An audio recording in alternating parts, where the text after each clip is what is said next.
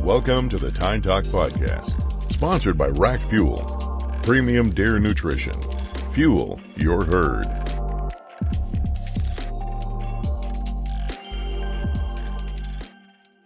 Alrighty, well, Tine Talk episode 15. We got the boys in here, and we also got a guest this week. We got Jeff Miller in the house tonight, fresh off the course, golfing at Colfax. Yeah. How's your summer been so far, Jeff? Well, it's my first summer retired, so it's been about as awesome as you can get, I'd say. A little weird at the same time? Yeah, but I adjusted quite quickly, and I strongly recommend it to everybody that can do it. I haven't had any problem staying busy, that's for sure. So yeah, I was just going to ask that. Do you find yourself sitting around wondering what to do, or is retirement thinking? You know, working at Scheels all those years, I talked to a lot of retired guys. Yeah. And a lot of them told me they were busier than they've ever been after they retired. And I thought there's no way, because you work 40, 50, whatever hours a week. You can be busier than you've ever been if you want to be.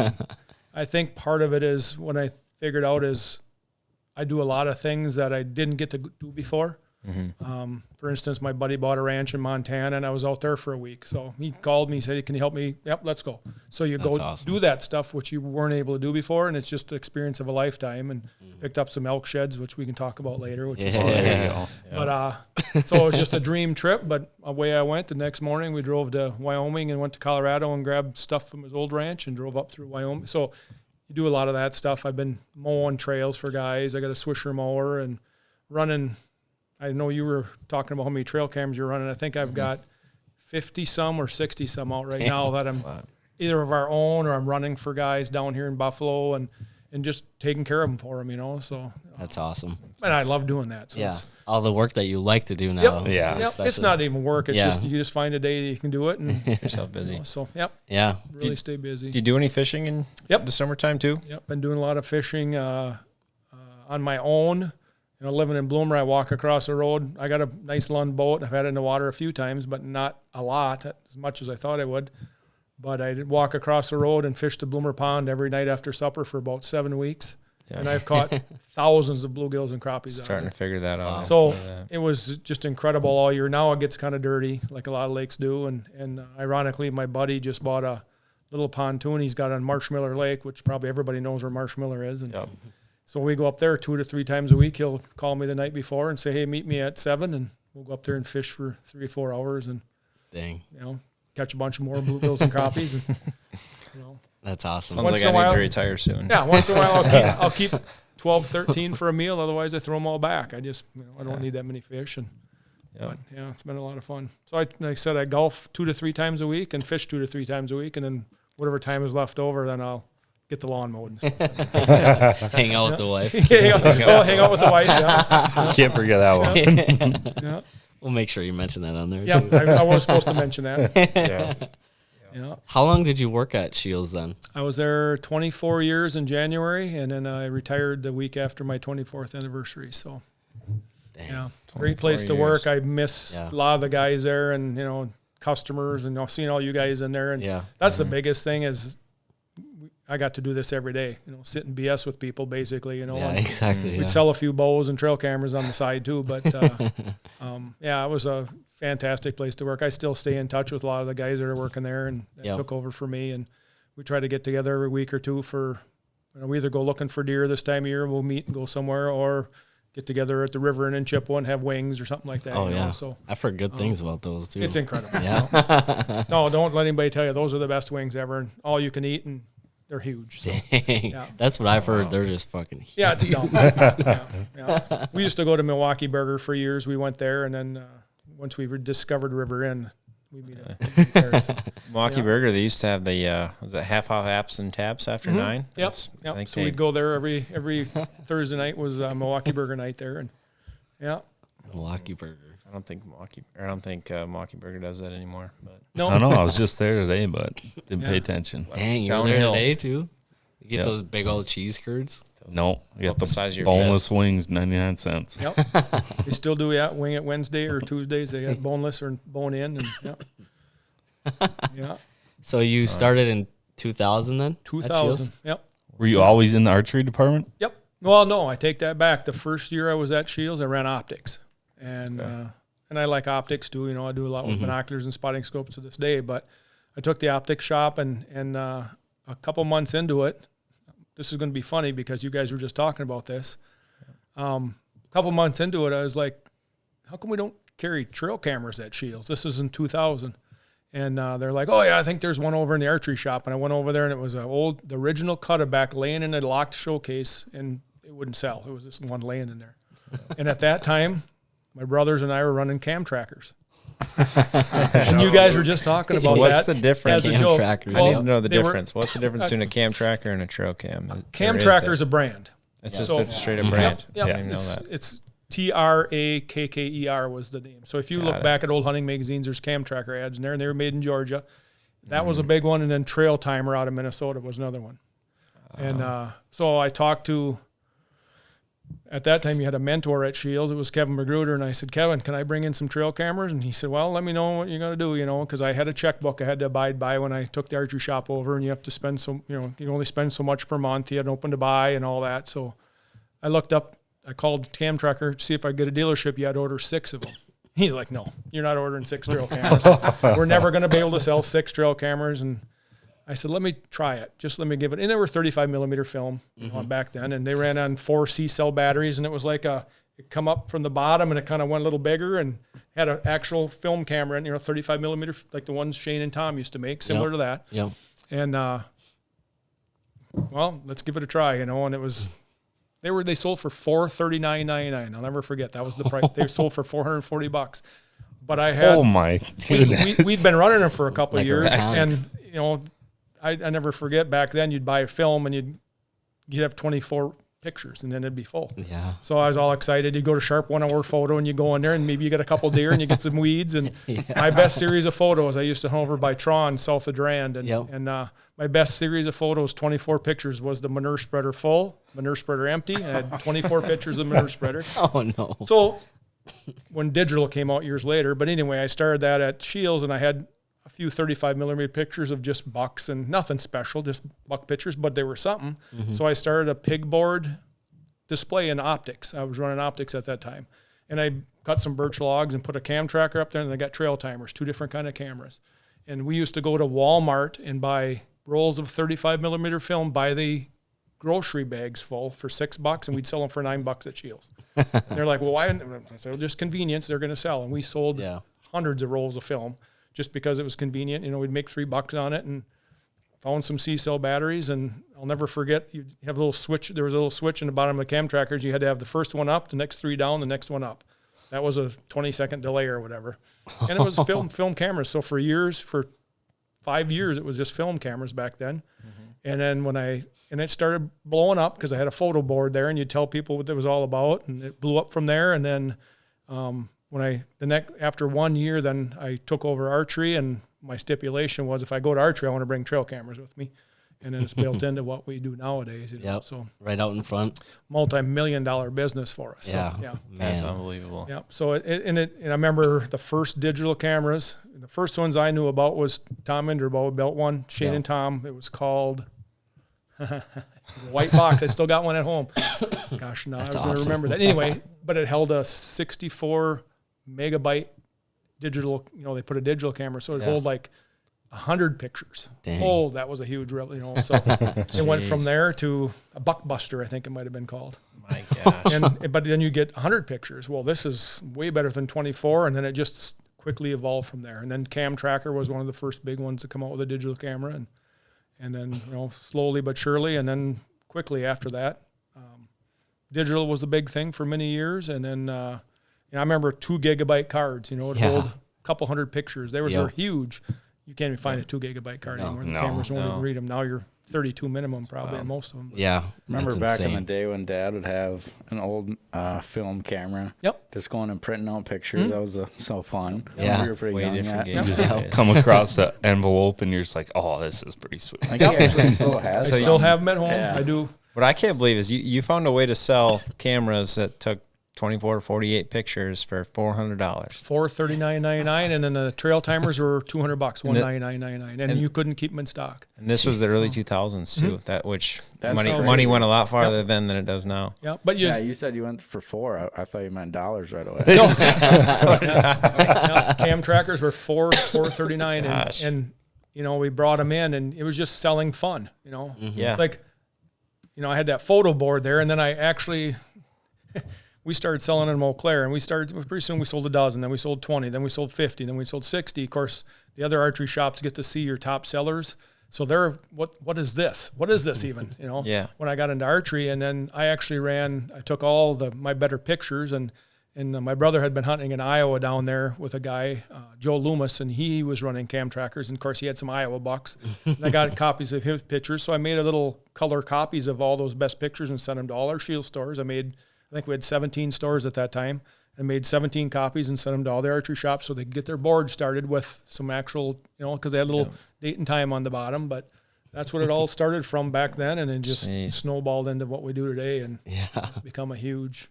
It goes went from that going to have to go to Sharp Photo and get them printed off, and then you can get them instantly on your phone. Yeah, now. yeah. Joe Loomis, he was out in the western part of the state, isn't he? Yep. It's funny that Matt Tandy's still he goes to him all the time. Yeah, I was going to go out there with Matt a few years ago, and just didn't get a good feeling about the whole situation. I don't think Matt had a real good hunt out there, but no, he didn't. But he had said that but he always prior had to EHD kind of taking over the western part of the state there, he said it was absolutely phenomenal. Yep. I mean, Is that hawk guy? multiple 200 inchers. I don't know. I'm not sure. The guy that had that pet hawk or whatever. Very well, I think it is. Yeah, I'm pretty sure that's the guy. Yeah, I think Garrett Keys and Cole Comlin them went together for muzzleloader or shotgun. I think. Oh, yeah. That's where that was. I'm pretty sure. Yeah. Yeah, that sounds like something Joe would do out there. I think. No, but that trail camera thing, back to that just amazes me that you could sell those for that. And I get why nowadays, looking at the amount of cameras people run, do you need to run 60 cameras for the amount of acres No. we hunt? Hell no. But it's the addiction. Want to, yeah. It The is. addiction gets you, and it's just like, hey, I need to know exactly what he's doing, when he's doing it, and at what winds, what time, what moon. Well, and it's just like I said, the big thing I tried to do in Eau Claire all the time was sell fun.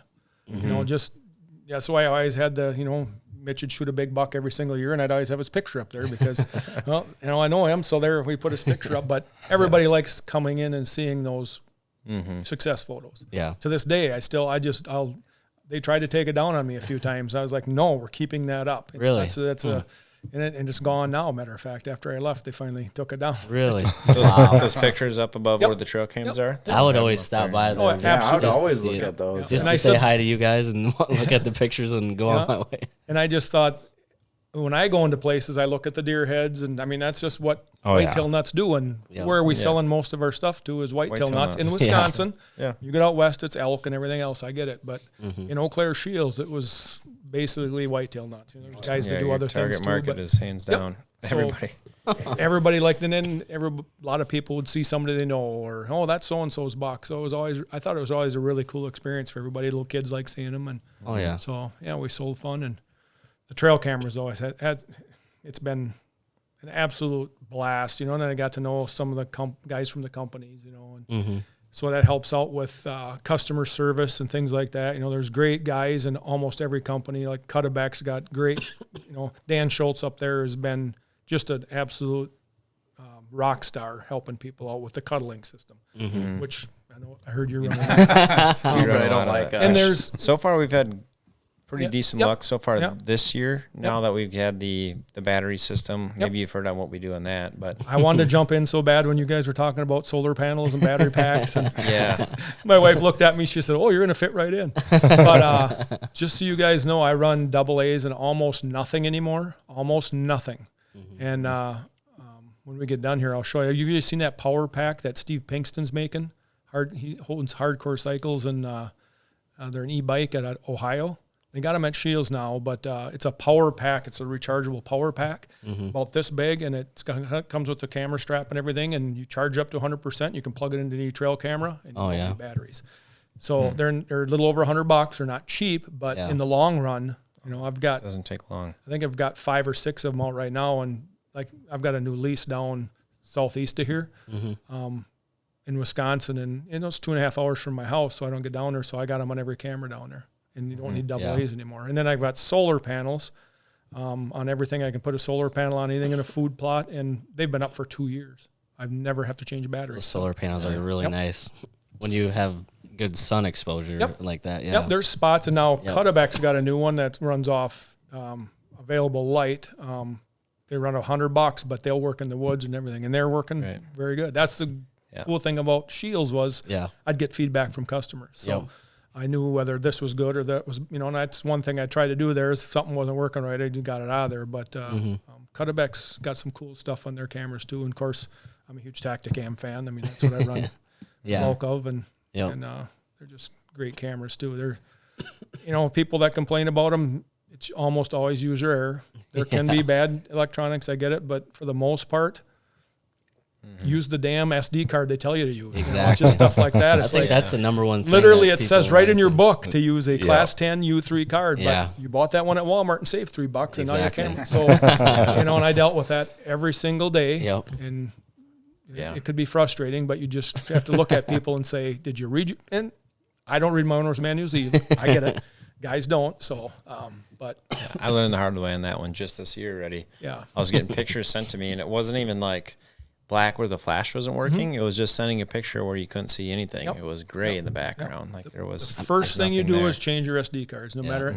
And the best brand, I've been down this road too. I've sat with 3 camera companies on conference call years ago, before cellular, because cameras weren't working. It's like, what is going on? I sat with them, and after years of doing this, buy SanDisk. Yep. SanDisk are the best cards. Can you still get a bad one? It might be possible, but there's a lot of cheap ones out there. Yeah. Don't save $2. Buy a SanDisk, and nowadays buy class 10 U3s. Yep. The high speed class 10 U3s, especially in cellular, and Cut-a-Link system, it makes a big difference too. Saves your battery. Oh, big time. Yeah. Just because they transfer quicker, and people don't realize that.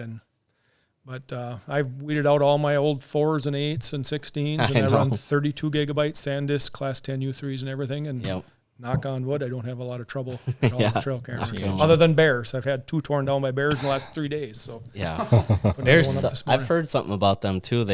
You put a new camera like that, they smell the petroleum and stuff, and they get up and they want to. I've heard every theory since 35 millimeter cameras. Back then it was, they hear that whining in there, they think it's bees. I heard that numerous times. I'm like, oh, well, maybe. Okay, they hear the film process. Okay, well then that went away. And then we went to digital, and the bears still tear them down. Well, it's this or it's that. Bears are bears. They're just freaking curious. And almost always it's a young bear. The big bears don't seem to care. That's a camera. But I've got mine, the same camera torn down twice in the last 3 days by 2 different bear. But the first one, of course, he mowed it and broke the antenna off, was a Tacticam. And I literally, this is a testament to Tacticam. It's a fairly tough service area. And it was a brand new 3.0, of course. And I got a bear picture, then I get 3 pictures or 4 pictures of the black hair up close, and then the grass. And I'm like, and then nothing. And then didn't check in. Well, 2 days ago, I went over there and checked it. It's laying there. The antenna's busted right off. It's not good. I pushed it in, and it's busted on the inside. Well, this isn't good. So I pushed it in there and turned the camera on to the setup mode, and 4 bars. I'm like, you got to be shitting me. So I went in my truck, got a zip tie, and I zip tied the antenna and just snug it in there, and perfect service. Got pictures that night. And then another bear came in this morning, and I suppose he smelt the last bear that went over there, and he tore it down again. But the camera's still working. So after Give me a long season for that camera. After 2 bear attacks, this camera's still sending us in today. So I've had one. I just had to go replace it this afternoon. I had a bear take it down one time, and then it got the back of the strap, so the strap is barely hanging on. So I put a little tree mount in, and then a raccoon came up and pushed it over next time. God, there's always something. So you say that the cool thing about Tacticam is they have 2 bushings. They got one on the bottom and one on the back. Because I run a lot of stick and picks. Stake ins and screw and mount. I just don't. Years ago, I got a new lease by Fall Creek. I'll tell you guys a quick story. And I didn't know what was going on in that area. It was a brand new lease. And I thought, you hear people getting cameras stolen. That was before cellular. And I don't like straps going on a tree, because if somebody's going to steal cameras, you can see that strap. At that time, I started going to screw-in mounts almost exclusively, and then you can hide them better. my kids would give me crap. It'd be this time of year, 95 degrees, and I'd be out there, and I'd put a camera up, and I'm brushing it in. I'm cutting little twigs and brushing it in, and they're getting bit up by bugs. I'm like, I'm hiding it from people, so I'm brushing it all in with little twigs and stuff and little greens. But when I started doing that, I noticed the deer didn't look at them near as much. Like, that makes sense. You're camouflaging just like in it. Probably some little more odor in there from cutting fresh branches. And so I started doing that. Now I do it all the time. And then after a couple months, the leaves die and fall off. But by that time, that camera's been there long enough. So that was kind of something I learned by accident, but I haven't used a camera strap rarely. Although I did have to put one on a water hole in Buffalo County. That piece I was helping that guy out on. The coons kept climbing the trees on a water hole, and the coon kept climbing up, and I had a stick and pick, and they'd tip it. It was at the top of a bluff too, and and there was a tree across. We couldn't get up there with a wheeler, so we'd hike up there and move the camera, and then the coon. So I strapped that one on and made it tight now. So the other than that, damn things. I've never once thought about brushing in a trail camera. No. So I stick and pick. You got that flat bar, so I'll cut little ferns and stuff and just stick them in there, and literally. And when I did that, the deer quit looking at them. We've had a couple, like on our new tactic cams we got this year, we requested video. To maybe a 3-year-old 8-pointer, nice young deer. Both videos we requested of him, he's looking right at the camera. Because they do glow red, and who knows what they can see that we can't see. But maybe they do make some cameras maybe do make a slight humming noise. I think I've seen it both, and I know you mentioned it. Some deer, it's just like people. Some deer, you get one picture, and then I've physically watched them from my tree stand walk around them. And then some deer don't care. So overall, I guess, I don't know. I don't run a lot of video anymore because I've seen that from video way worse than I have from pictures. But I got one like on a gas line where I know they're going to be walking by and not looking for a camera. I run a couple, once in a great while I'll run one on video, or like a fence jump. Or like I got a great river crossing spot and I run a video on that. So I got a beautiful river crossing spot I found a few years ago. I get some really cool stuff on there. But do you run any non-cellular cams anymore? None. As of this year, no.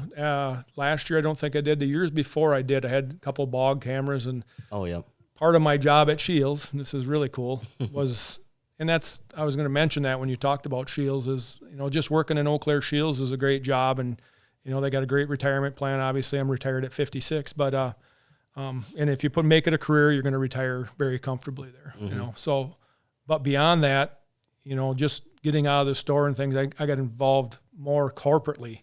So I got on the archery buying team. So I'd go to the ATA show every year.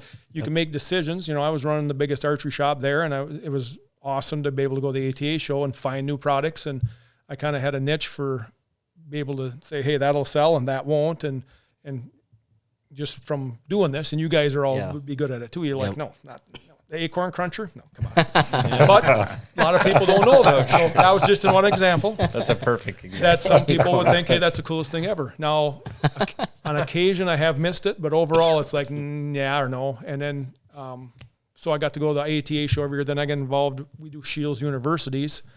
We did. I guess I'm retired now, so I can't speak in the present term. But Scheels University, so I'd go to the archery university and teach classes to 70 new associates from the other stores.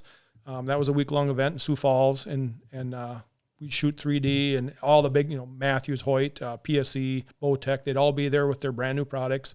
Now we involve the Crossbow companies also. And so that's just a great time. I mean, it's a lot of work, but I got to do that every year. And then I got on the store set team, which is a corporate thing. And I got to set Eden Prairie Scheels, Missoula Scheels, Minot Scheels, Chandler, Arizona. So you go there when they're going to open a new store, and you'll set the archery shop. So we had probably a 6 or 7 or 8 member team that would kind of get together.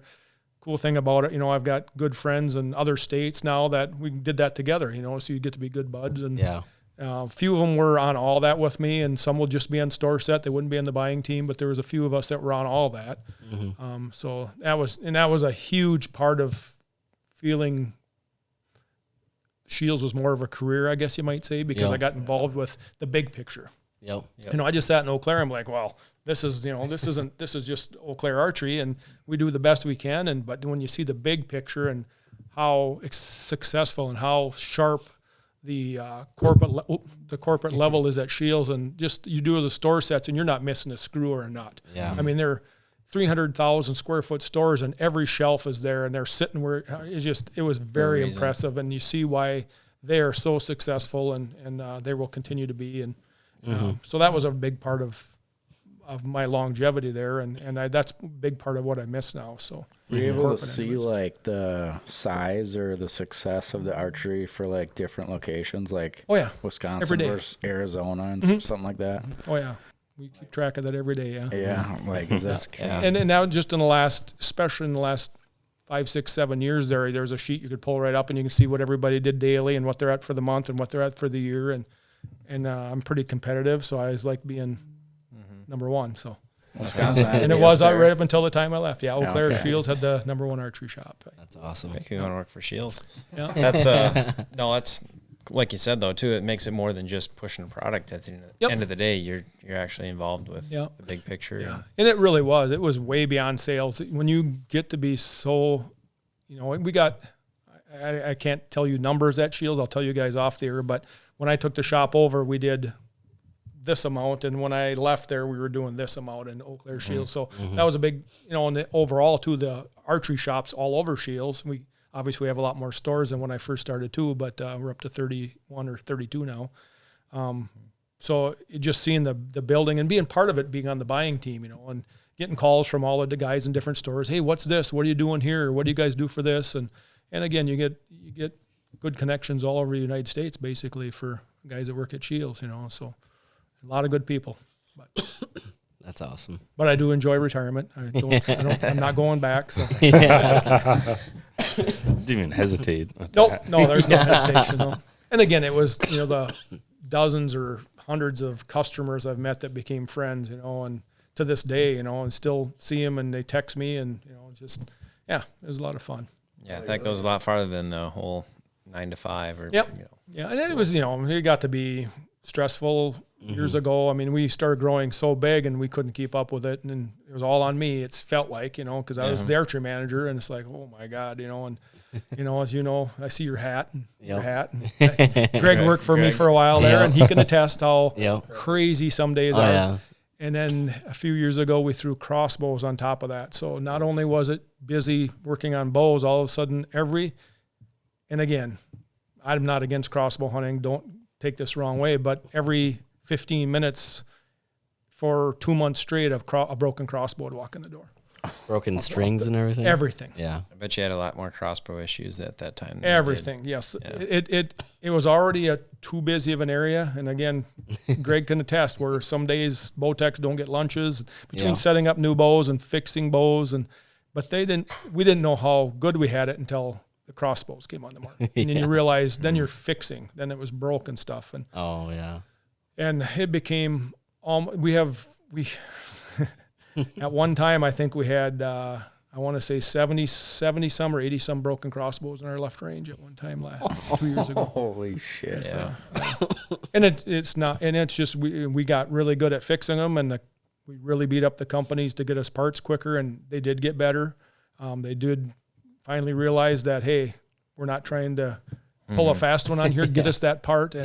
And so it's getting better, but because there's more out there, it's every 10 to 15 minutes for 2 months straight, a broken crossbow would come around the corner. Yeah. And now guys are starting to realize, boy, I need to change those strings and cables more often. Yeah. So that does, it's getting better maybe slightly, but there's so many out there now.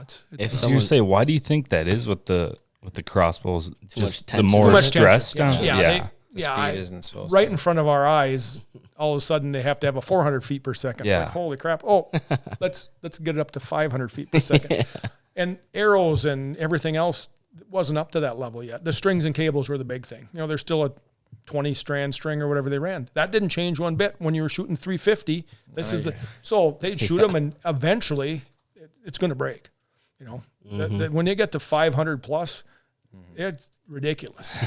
And and I thought, at first it's like some of it's user error, and after a while we're like, no, we have them breaks hanging on a rack. And I walked in with a customer with a brand new 440 feet per second crossbow, and I cranked it back, and it broke right in my hands. And a high quality, I'm not going to tell you who it was, but it was a high quality manufacturer that, was a $1,700 crossbow. Jeez. The first time I ever cranked it back, it broke. Boom, went right in my hands. I'm like, this is what happens. Okay, yeah.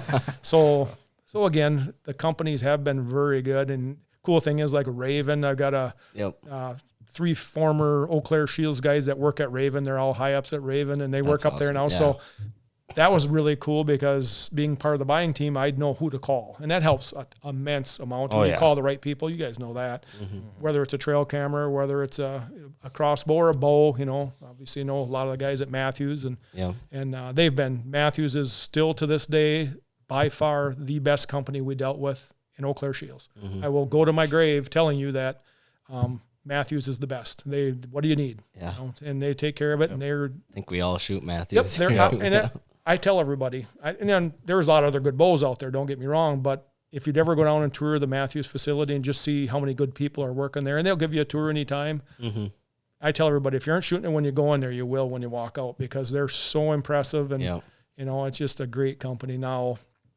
the other good company happens to be Wisconsin is Vortex too, on the optics side. They're just saying, here, take a new one. Well, they got that warranty or whatever. No fault. Break it. Yep. Bring it back in, get a new one. I used that once. That's pretty nice. And do it. And they comp us. So if you bought it from Scheels and I don't care if you ran it over with your 4-wheeler. I had a guy run one over with this brush mower. Fell off his tractor. He brought it in a grocery bag, and there wasn't a part bigger than a quarter in there. And he said, this was a 10x42 razor. Looked, I found the tag. Yep. They covered it. So they will cover. Awesome. So I know there's great optics. There's Swarovski and Leica, and I own Swarovski stuff. But I'm a huge Vortex fan. That footage we were looking at, razors, and they Vortexes, and again, both Wisconsin companies, which is really cool. And quick story: when I took the archery shop over, and way before you guys were born, even that's what's kind of funny. Some of you anyway. I looked at a few things in there, and I'd been around the industry a little bit, and I knew this person wasn't a good person. And so the first thing I did, the first 2 weeks, is I got rid of that stuff. And again, I'm not going to, and then over the next couple of years, the companies that wouldn't call me back, and I got you guys come in with a problem. Okay. What are we going to do? And they wouldn't call me back to help you. And I'm like, nope. So weeded them out. So the best thing I ever did there was supported good companies, because we scratch their back, they'll scratch our back. So, and some of them, it took a while to get that figured out. And after a while, a few years ago on the buying team, I sat down with a crossbow company, and we sat just like this. And this was all the owners of a major crossbow company, and they were arguing with me. And I just looked at him. I said, we're on the same team here. Oh, for sure. We're trying to sell and he sat back and looked at me, and we'll take care of it. So that's all it took. But then it got better after that. But it's just, so in archery, that's the biggest thing I did there was supported good companies. Yeah. And then we're blessed in Wisconsin. I can tell you guys, how many good companies. HHA is another one. HHA sites, they're family run. They will take. What do you need? I just got the Tetra Rise a couple weeks ago. I shot the same one. Yeah. Awesome. Yeah. Jake Mansell, when Jake got hired there, he's the same age as you, I think. And he went to school with my boy, ironically. It was kind of a small world in lacrosse, but I met Jake, and he's just, I think they call him, he's like a 40-year-old guy in a 20-year-old body, but he is tremendous for customer service, and he just, what do you need, and we'll take care of it, and we sell a lot more product. Where are they out of? Rapids? Wisconsin Rapids, yep. Yeah, Rapids. I didn't know. Yep. Yeah. Yep. And if you'd ever break anything or whatever, something seized up on it, they'll absolutely take care of it. If you break your fiber optic, you send it in, they'll have it in 2 days, or drive over there, they'll fix it for you. So they build everything right there, and family-run company. Yep. That's awesome. Do you come with a tape on the fiber optic of the back of that Tetra Rise thing too? Because I just got it out, and I put it on the other day, and the tape was like kind of like fraying off, and I like just put it back on. I don't know on your if dial. Right on that little, like where the dot is for the bottom and top. Oh yeah. There's that little tape that comes around. Is that just hold the fiber optic? Right there. Yep. Yeah, you can take it off though. Yeah. Yeah. Yep. Yeah, I think that's just a protection thing when they ship them, and yeah. That's gonna be a game changer this year. First time not having a 5-pin sight in a long time, but it's got that. It's nice because it has that 20-yard pin, and then right below it, it's got 30, 35, whatever your bow is. Whatever your bow is, for. Yeah. I shoot the same exact sight. Just remember to adjust it. I know. Hopefully you don't need to with the two sights. I'm shooting the one now, which is nice. You're not dealing with a bunch of traffic up there, but it's a different game when you're shooting at a target versus when something's If I remember right, Mitch, mine was 20 and 38, depending on what area, but it's 20 and 38. And then when I elk hunt, I put the top one at 30, and I got 30, and I think it's 56 or 57. So that should be all you need. Without touching anything, you at least have those references, because if you have one running in, and you can't always dial it. Sometimes you can, but I've been shooting that same sight, and then I got a 19 thousandths on top and a 10 thousandths on the bottom, so I got a smaller pin underneath. So. Yeah, that's nice. Yep. Even when you have time to dial it, it's remembering when you're trying to.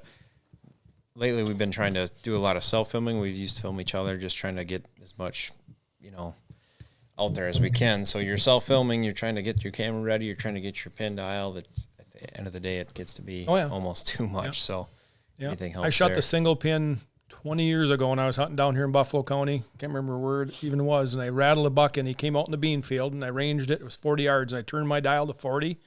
And I could have killed him, but it wasn't a big enough buck, and I drew back on him. Also, he turned and started walking towards me. And he stopped at 14 yards, and I got my sight set at 40. And at that time, I was like, shooting at his feet. I went back to and I decided I wasn't going to shoot him. He was a nice buck, but not quite big enough. Yep. But that time I went back to a 5-pin, and I shot a 5-pin for years, and then now I've been shooting the HHA double pin for quite a few years now, and just love it, everything about it. Just I wouldn't ever go away. And the big thing I found out, I was shooting that 5-pin, and it was a pretty well-known brand that was known to be pretty tough, supposedly. They got a lifetime warranty. But I was mule deer hunting out in South Dakota, and I was sneaking up on a buck, and I was walking across some shale rock, and I had my bow sling on. So my bow fell off my bow sling partway across this rock side. My bow fell probably 2 feet, and the head of my sight snapped right off. We got this 170, 80-inch mule deer bedded 200 yards past us, and my sight head busted right off. It was a dovetail system, and it just, any little bump like that, that dovetail just snapped, and I was like, I looked at my guide I was with, and I'm like, and I'm trying to put it on there. It's like, that's not going to work. So we drove 50 miles round trip to go get my other bow, and so at that time I thought there's a handful of sites out there that are pretty tough and bulletproof. HHA is one of them. There's a couple of them that you just look at them, they're tough. And on an elk hunt or a mule deer hunt or something like that, you definitely need something like that, just because you never know. You might slip and bang your bow on the ground, So So in that situation, you were probably in a lot of times your customer's shoes. I mean, I'm sure you've dealt with. I mean, you've had a lot of positives with Scheels. Some of the negatives probably, I'm gonna guess, are it's the rut, it's Halloween night, whatever it is. This is my week off. Hey, my bow just broke. I need this part. I need this now. What am I gonna do? Yeah, well, all the time. Everything's every situation you deal with is the end of the world. Yeah, and I get it. And it is. You got the cool thing about especially nowadays, the trail cameras, it's got to be just worse. I mean, the buck was here last night. Probably I got to hunt tomorrow morning. One bow too. Give me my part. Yeah, and imagine many more times than you can imagine. It might have been a guy that's hunting down here with one of the outfitters, and he's from North Carolina, and he'd come in. He didn't buy his stuff from us. I know he didn't, and he tells he didn't, but he's got a certain site, and I would literally take a brand new one of the package and give him a new one every single time, knowing that that company would take care of us. And if they didn't, they did. They just did, because otherwise, I'm like, that's what we need from you. We're going to take care of the customer 100% of the time, and that's Steve Scheel himself would come into our store and tell us, you don't care what any of your managers say. If it's under $250 or whatever it was, you take care of the customer. If you get any guff, talk to me. So that was the cool thing about there is, guys got a bad trail camera. Here, take a new one. Don't deal with the BS. Just here, go take it. People would look at you, and over the years, obviously, that was a huge part of why our sales kept building and things like that too. You can't take it personal. I mean, still some people there do, and it's like, that guy's just trying to. No. You do run into that. There's occasional person you'll weed those customers out after a while, but most people are just like us. That we go out there, and then it is the end of the world. This is their 5-day hunt or whatever. Exactly. So you just take care of them. So there's a reason why they are what they are today, and it doesn't matter who you talk to. It's the customer. In my opinion, too. It's straight up customer service. That's 100% based on that. Yeah, that's the difference. Yeah, and then through the COVID stuff, brick and mortar was dying. I was like, Christ, I'm going to work a few more years here. And you just hear, oh, nationwide, this is shutting down, that's shutting down. And between us, we got way healthier then because of customer service. You know, and then we got great people working there. I can tell you, if you come in and want to buy a front forward facing live scope or whatever the hell them damn things are, I don't know anything about them, but I can get you 7 guys down there that have them and they run them. And that's the cool thing about it. I was never one to try to BS customers. No, I don't know live scopes. Yeah. I'm not going to get that $4,000 sale just to BS you. But Pat Schlapper happens to fish on the Bassmaster circuit, and he can probably set you one up. You know, whoever it was there, Brayton, or now it's Brayton, Scott Wilhelm, and Connor Severson working there, and they're all fantastic. I go to them. They set this up for me. You know? So in archery, you know, and go to optics or you go to guns, and we got gun guys that are just fantastic. I'd walk them over and say, here, talk to him. So he knows what he's doing. Trust me. And that's one thing I always tried to do over the years, and you know, and sometimes it doesn't come back to you, but most of the time it does. You know, they'll bring guys over to you too. And so awesome. Who took it over now? Is it Tanner? Tanner Clark. Tanner, who it is? Yep. Yeah, he's fantastic. He's you know, he's the real deal. He knows everything inside and out. And there's a couple cameras that he ran. It was cool because he ran a couple camera brands that I didn't run. So a guy come in for that camera brand, and hey, Tanner set him up. You know. Now, after I retired, I'm running those cameras, ironically, so it's kind of fun to have that app on my phone now. But that was Spartans. You know. It was always cool going in there and seeing that slideshow of all the trail camera pictures that you got, too. It's going on the TVs. Yeah, they're fun. It just it's funny, because I think that's gone now, too. But, I thought it was, I'd go in there probably 2 to 3 times a year. You know, I got a low-down viewer, so I'd pull my chips out periodically, even when you went to digital to cellular. And I'd pull my chips out just to get them up there on the TV. You know, it's just say, hey, this is just last month. And I tried to run, and I think I got 7 apps on my phone of different kinds of trail cameras right now I'm running. So I try to run a little bit everything. I was going to tell you guys, that's what half an hour ago when I started this, when I was on the buying team, the cool thing was after, you know, a few years, especially trail cameras, when trail cameras became the big thing, I was in charge of trail cameras for the ATA show. So I'd meet with all the companies. But beyond that, for me personally, I got to test a lot of them. So I'd go to Moultrie or I'd go to Browning, you know, I'd go see Brent Feathers at Browning, and he'd get me a couple. He'd send them, you know, I have to get it okayed by corporate, but they'd send them to Fargo to the line leader, and then he'd send them to me, and then I literally got to run all the brand new cameras every year. And after a couple of years, I was like, this is costing me an arm and a leg. So then I got some promo codes so I didn't have to pay for them. I was like, no, this is dumb. I'm not paying, you know, $20 a month for this camera just to test it. So I got promo codes for most of the companies. So it allowed me to run a lot of different kinds of trail cameras. And, it was I still run a lot of them to this day. You know, I still got a lot of them since I retired. But I still run a lot of those Browning non-cellular cameras. Yep. I love those. Yep.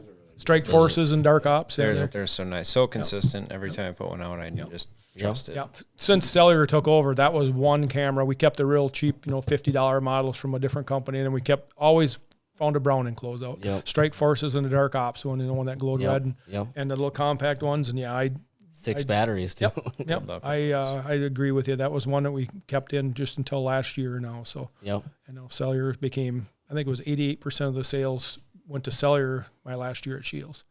Wow. So like, nowadays it's getting to be, I'm sure that number is going up. That'd be my guess. Yeah.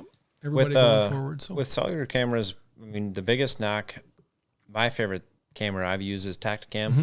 The biggest knock on them I've heard is obviously the cellular plan. Mm-hmm. You're looking at $12 to $13 a month, which isn't crazy until you're running 50, 60, 80, 100 cameras. And then check his bill. I mean, because that's one of the main reasons why my Uncle Rob here, he's sticking with Cuddy Link. And then I also look at companies like my brother's working for Homegrown a little bit here and there, and they're running 100, 200 cameras. Yep. Even when money doesn't matter, you're not going to sit there and pay $13 a month per camera. Do you see them maybe transitioning to some kind of a plan where? Yeah, I believe it's coming. It's got to be, right? That's they have a tier service thing, kind of. Yep. So they started that level service, and that didn't change much, but all the word is out that's coming. And then what happened, you guys, is if you remember right, when Tacticam came out, the reason they took the world by storm is they had a $100 trail camera. Yeah, that was exactly. They made according to them, they made nothing on their trail camera. They came out with a great camera, a $200 camera, let's say, for $100. Break even, looking to make money on the cell plan later on. So, okay, that was awesome. But now, they're pretty well established, and I think things are going to change. And they're going to be like, there's some companies that you pay for gigabytes of memory, like Spartans. You buy a package of memory, and then you can run a bunch of cameras on that. And when it uses up, you buy another package. So per camera, it comes a little cheaper. Otherwise, there's some that you can pay, so $12 for the first camera, and then $5 for every additional camera. So I think there's something coming from Tacticam. I wouldn't be surprised. Is, I think. Yep. Moultries. I run a couple Moultries. I got a couple edges out, and Spy Point's got their tier system too. You get 100 pictures free, and that was always a big draw for them, and still is to this day. Why they guys still buy Spy Point. I've been hearing really, really good things about Moultries edges lately about their service. Like when they have cell service, because it connects to whatever. Yeah, the new Tacticams do too. Yeah, So that's definitely, I think that's going forward. That's something that's going to evolve really quickly, where they're just going to lock into the strongest tower. Now the downfall of that, I've heard from guys, is if you're in between, it can jump back and forth and run your battery down. So I just heard that the other day, and that made sense to me. So we'll see. What my thing I've been saying for years is, especially down here where you guys are, is satellite camera, satellite trail cameras. Why, the GPSs and stuff lock into, it's got to be coming. And I don't know what it all entails, but, where you can have down these valleys and stuff where you don't need a cell tower. Don't have anything, I think I've heard murmurings. There's companies that are obviously looking into it, but obviously there's something that's holding it up too, because there's some pretty smart people out there. But, probably part of it is that they just won't make their money on it. It comes down to it. And why wouldn't, if you're just think about what just this table is paying Tacticam for their stop and think, disgusting. And again, it's a great product. So and we all laugh, and it doesn't matter what income level you're at, you'll find a way to pay your cell phone camera bill. You pay for your addiction.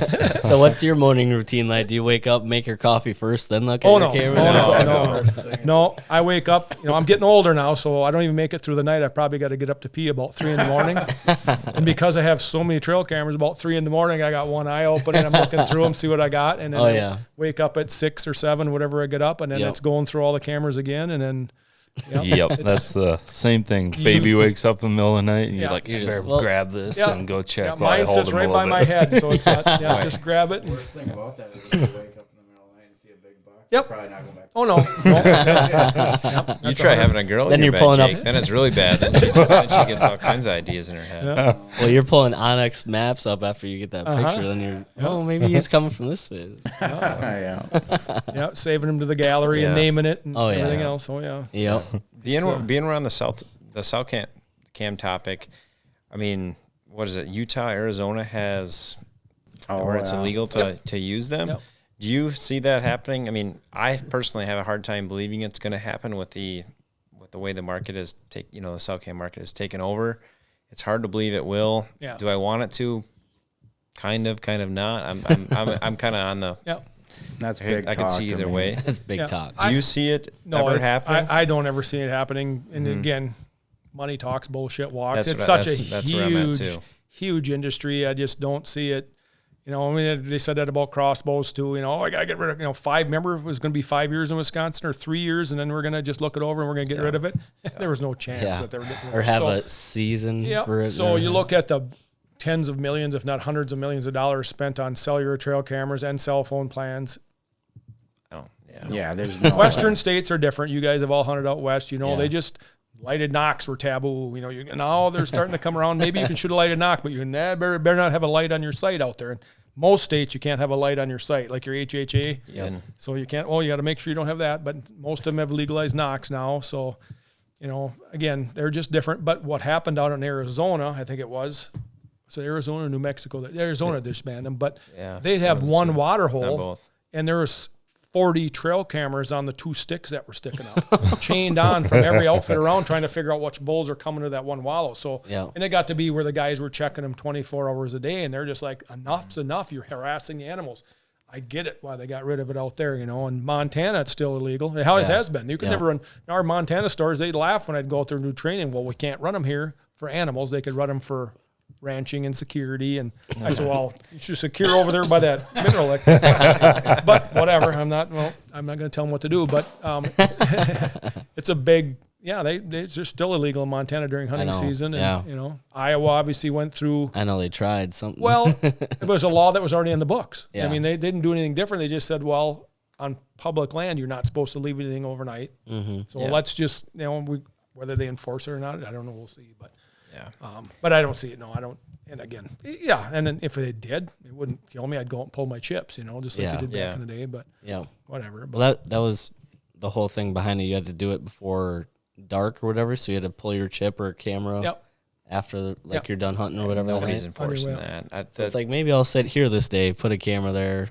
No, I'm gonna go sit over there and just see what you missed pretty much the whole time. So again, it's a very tiny fraction. Again, I don't put, because of everything we talked about, I didn't put mini trail cameras by my stands. Mm-hmm. I put them on food plots. I put them on my water hole, and I might have a stand on a water hole, but I don't put them right by my tree stands to see what's coming up the trail or anything. And I mean, the small fraction of guys that actually try to do that, I guess I could see it on a bear bait. If you're pretty well established where that bear's coming up this runway, after you bait bear for a while, they always come out of that swamp. But for deer, I don't sit there and wait for my cell phone to ding and then, here comes the buck. That doesn't happen near as much as what they think. I just like monitoring what's around. And you were talking about earlier how many cameras. I got 82 acres that I lease over in Dunn County. I had 13 cellular trail cameras.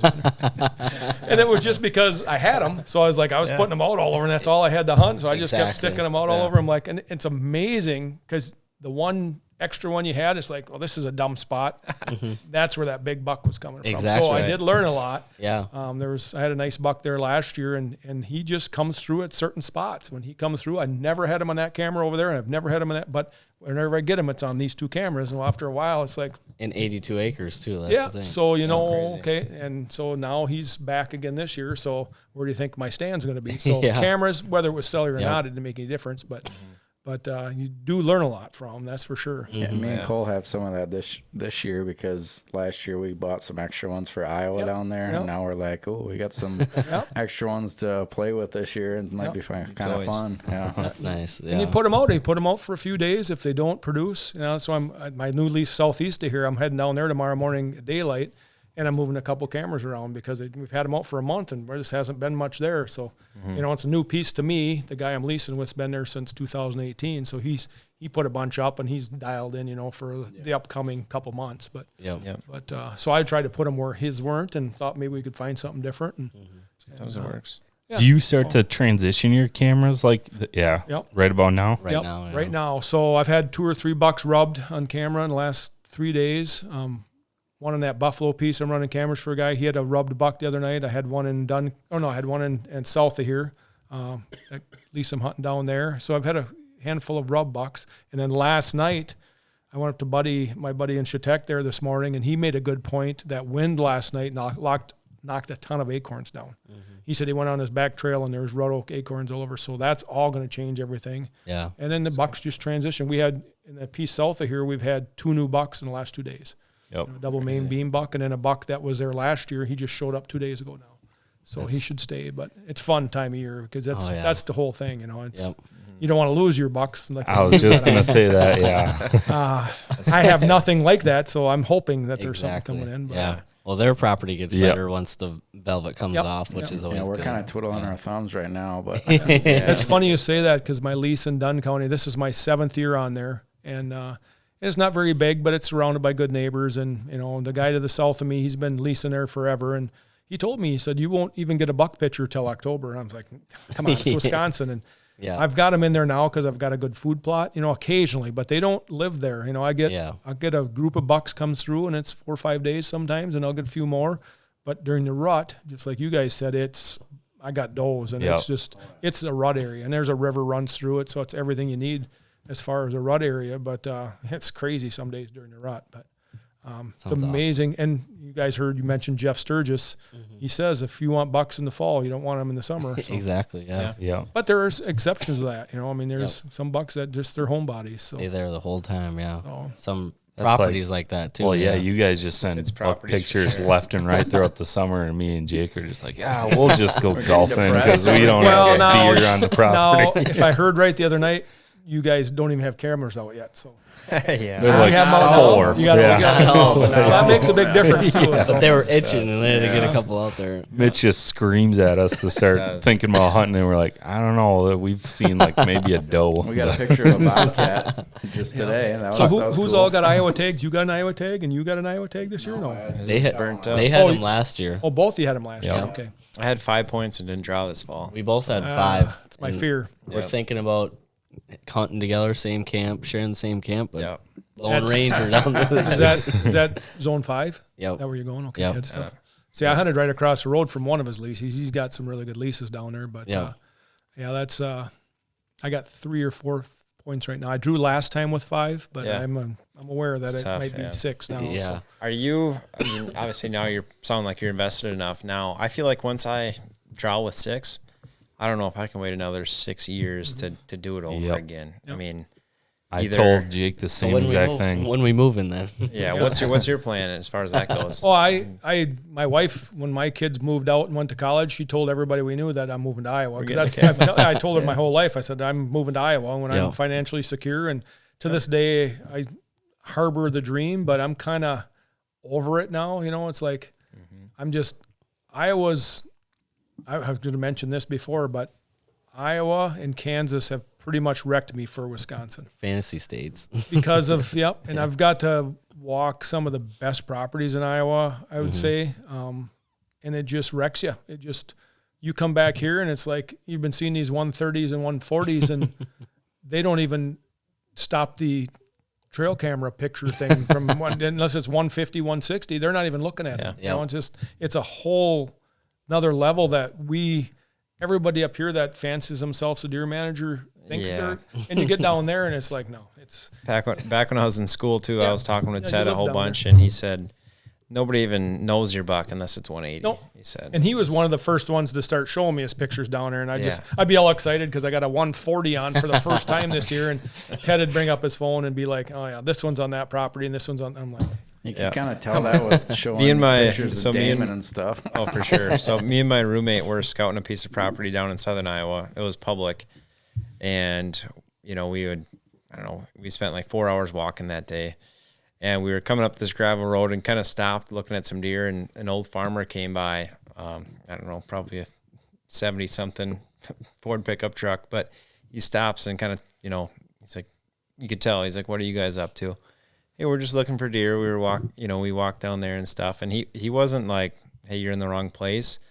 But he straight up told us, he's like, well, I'm just going to let you know there's no big ones down there. You might, just a couple of 160s, but if you want big ones, you got to go over here. And he kind of, pointed west of that property. But I'm like, just a couple of 160s, huh? And he probably didn't know what he was talking about. He's, I'm sure he didn't walk that property, have cameras down there, but living in the area enough, he knew a 160 class deer was nothing to write home about, he said. And that's the top class of bucks around here. Yeah, you live down there. You can literally go on any farmer's, rafters, and they'll have gobs of them like that. And some it's unbelievable Geiger bucks. But anybody I know that is down there and serious about management is targeting, they'll have multiple Boone and Crockett bucks to hunt every year. Yeah.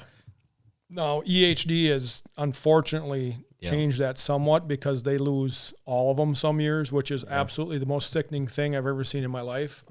But down there this year, I walked 2 different landowners, and I found 17 dead bucks between those 2 landowners. Unreal. And they both owned a lot of land, but it was sickening. I mean, the first one you find, you're excited. They're bucks like you got laying on the table there. And it's like, you can't take them down there, unless you get them tagged and do all that. But you find an absolute Geiger 150, 160 with splits and stuff. It's like, oh my God. And then you walk 20 yards and it's like, oh, there's another one. And then you realize it's like, oh shit, EHD pounded them, and they lose them all. So, but beyond that, there's still giant bucks all over, I mean, those people that are serious about management down there have learned to buy farms literally in a 30-mile radius, because they might lose everything on one farm, but they still have some farms that are going to produce. So that's what the people down there have that are good and have the means to do it. They're spreading out their properties rather than just having one huge chunk. Yeah.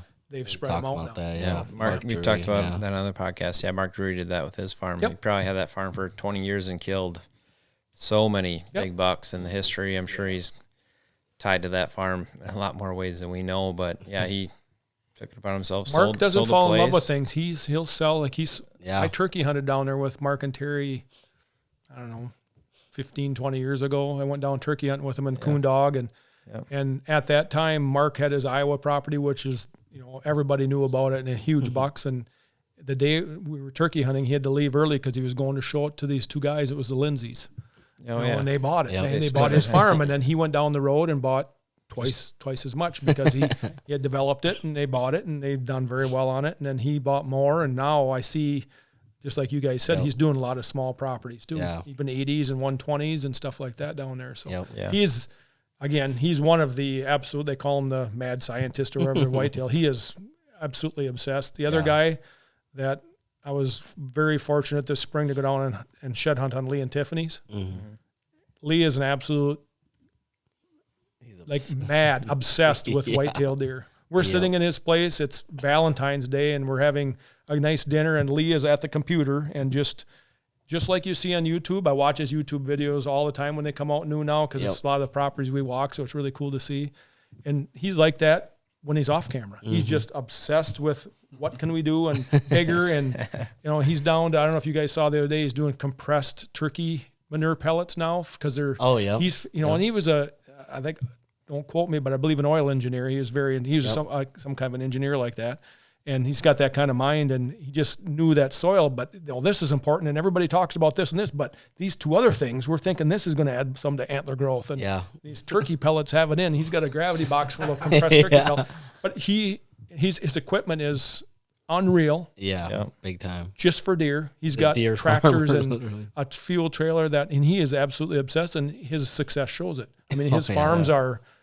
And he'll figure it out and make it better, and it's just, and they're now he's calling his shots every year, and he's literally almost to the day when he shoots them. Yeah, literally, he's got down to, I see him manicuring the property the other day, and cool thing was he's hunting Crown Royal now. I picked up a shed off that deer last year, so that's a really cool thing. They went in there, they hadn't found him, and we're actually driving back, and they went into the food plot, and I looked down the woods, and I see Tine sticking up, and I said, "Stop the truck for a second."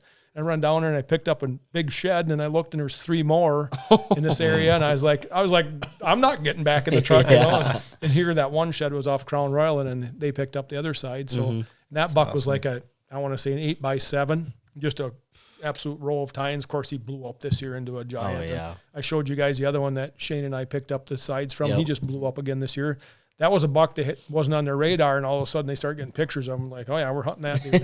The one thing I was going to tell you guys earlier, and I was waiting until we were going to be on camera, but the one thing he told me that I've kind of known, but we don't get a chance to really facilitate it in Wisconsin very often, is he said, for the most part, most bucks will have one big growth year. And he said he doesn't care anymore whether it's 4 years old, 5, 6, 7, but the year they blow up, he's targeting them. And he's probably made mention of that on his YouTube videos now, but that was interesting because, you look back on some really big bucks that have been killed, and it's like, they blow up 1 year, and you think, well, one more year.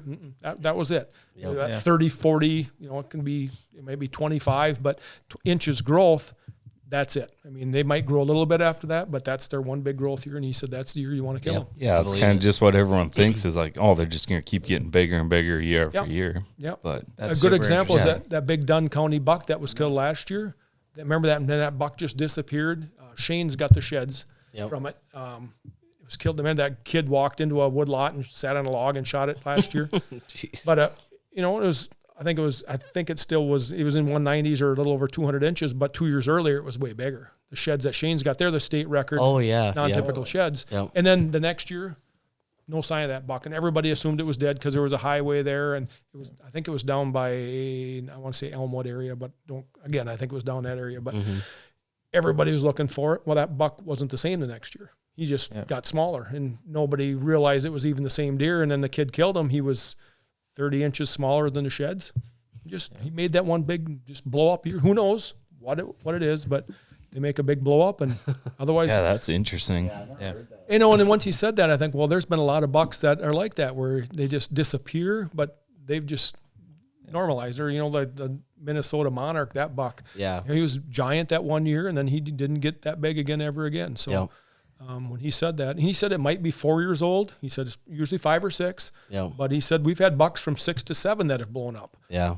We think, well, they're just junk, but all of a sudden they make a big 30-inch jump, and who the hell knows why at that age they do it. But he said the year they do it, he said we learned to target them. So that was one of the coolest things he told us down there. So. Me and Dustin and Joel and Ted have a little group chat, and Joel got pictures of that buck in Minnesota, that giant, and he was like kind of disappointed for a little bit because he didn't look as big as he would have. And then they were going back and forth. They're like, yeah, I'm pretty sure like deer got that one, like they got one big jump, and then right after that, it's like you're waiting for him to do something spectacular like that again, and I it's think not going to happen. It was Ted that mentioned it, and I'm not going to claim the theory by any means, but when I heard that, I went back and our history of trail cam pictures too, and the bucks we've hunted, either killed or not killed, either way, it's been the same thing. It really has. It's either the 3-year-olds that you passed and hey, they ain't much. It's going to be a cull buck at 4, blows up, or I mean, there's been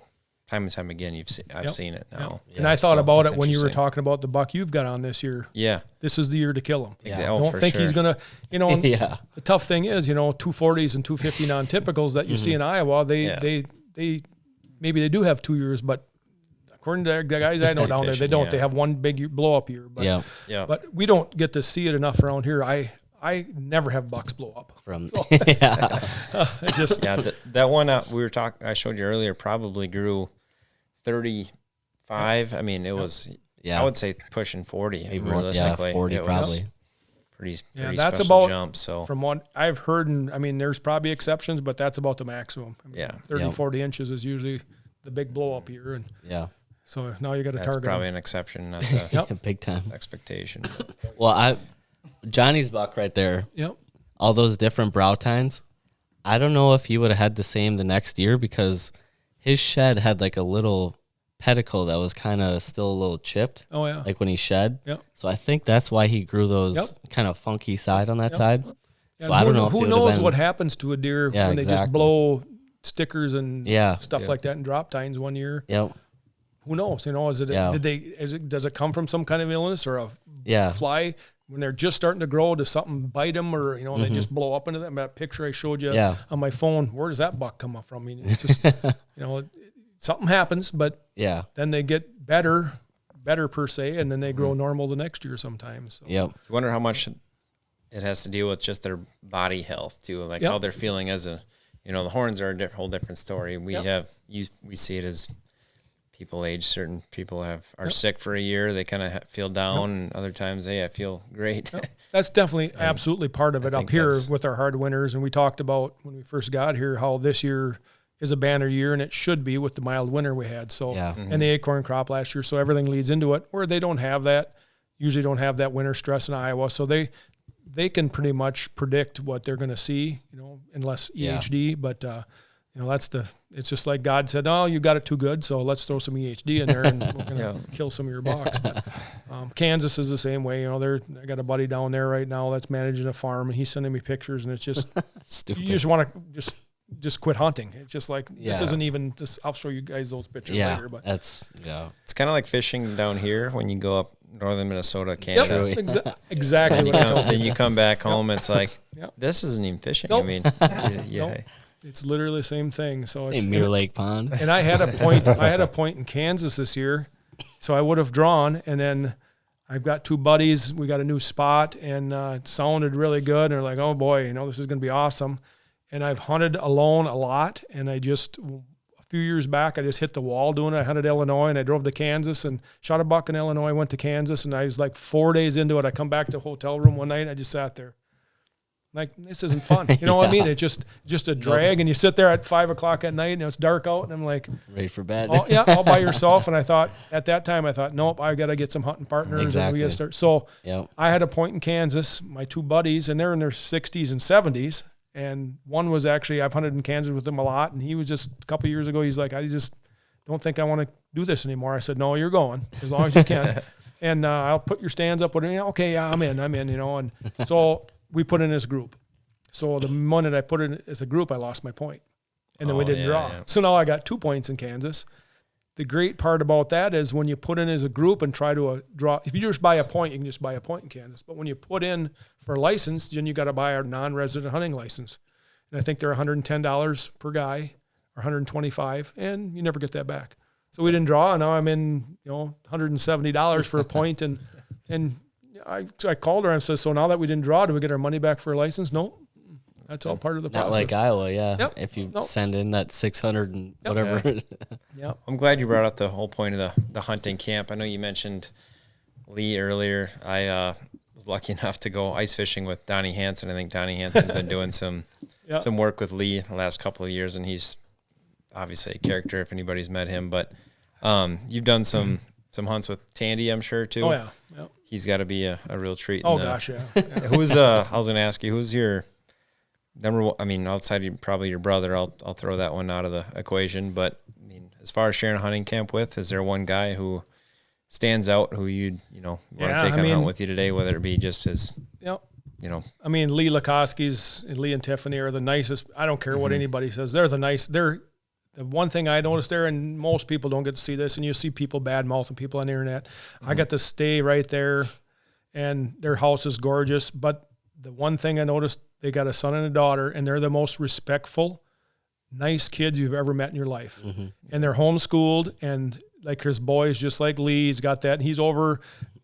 It's like old school where they're actually entertaining themselves. They're I think they're 9 and 7 now. Yep. He's over building stuff out of, Lego, whatever. I mean, just keeping themselves busy, and they're just so respectful. She said they get compliments because they tell everybody please and thank you at the airports and everything. Mm-hmm. They're so you can pretty much judge people by their kids, Oh, yeah. I mean, it's sure. Yep. And they're such nice people. So if I was hunting whitetails and now elk in his Montana spot with Lee, that'd be awesome. But, Michael Waddell's just a freaking riot. He's just a great guy. I mean, I would go if Michael Waddell called me tomorrow and said, let's go hunt, nutria down in Florida, I would go because he's just a riot. I mean, he's just a great guy. I get, between the ATA show, drinking beers with him, and then Bow Fest the last few years when he was up there, Waddell's just a great guy, just a really genuine person. I mean, he's just like us. He's done very well for himself, but you'd never know it. I mean, he's just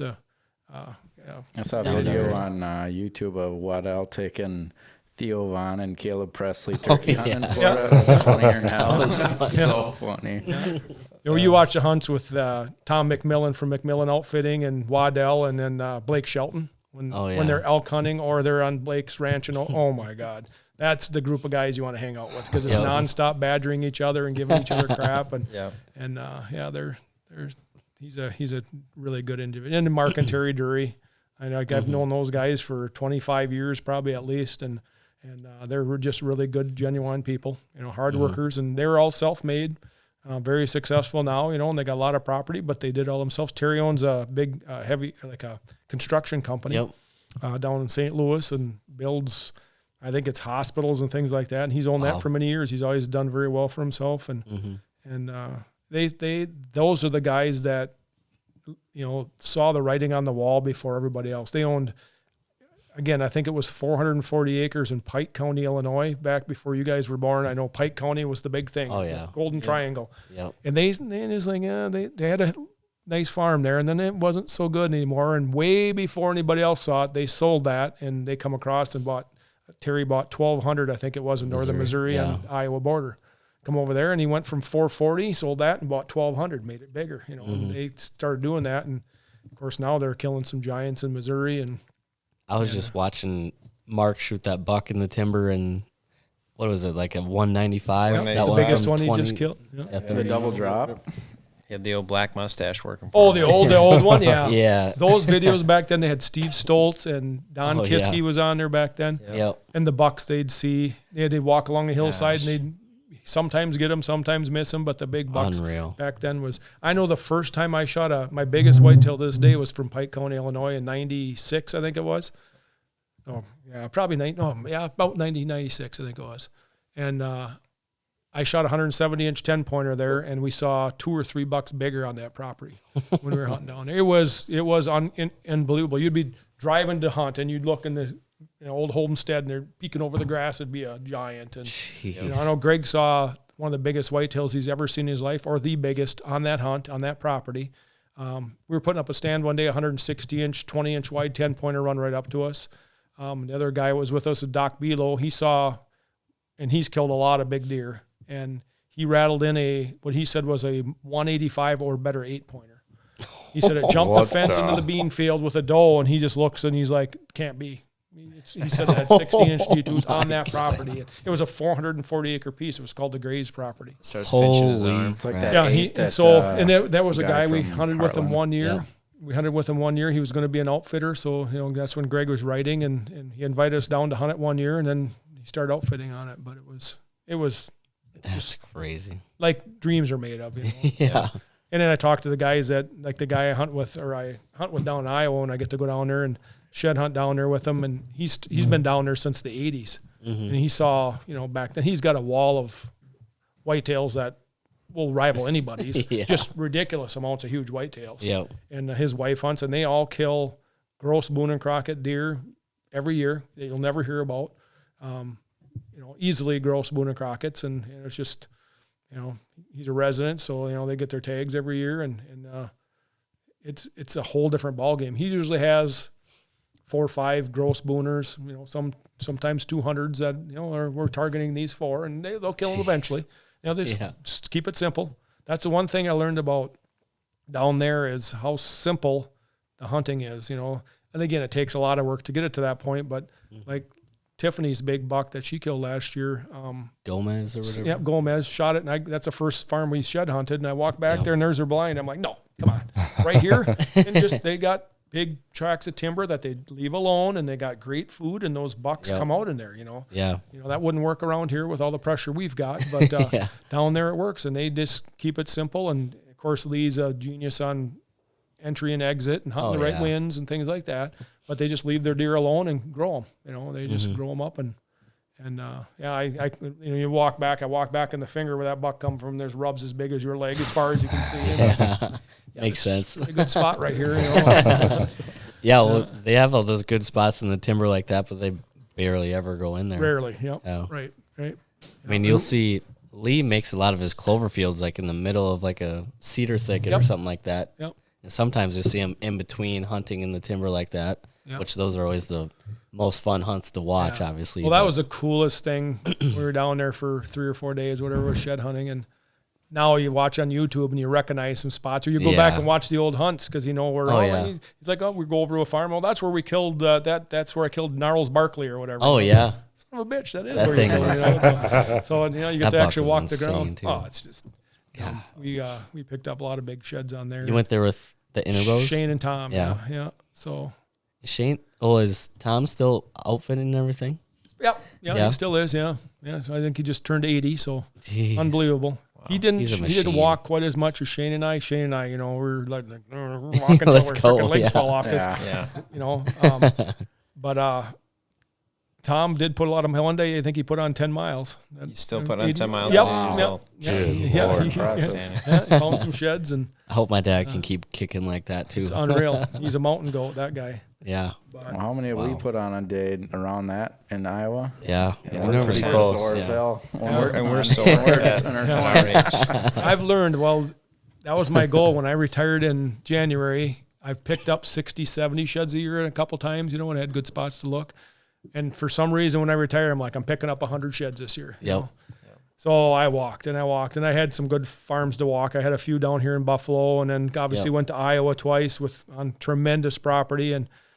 And all of a sudden it's late March, early April, and I'm at 98.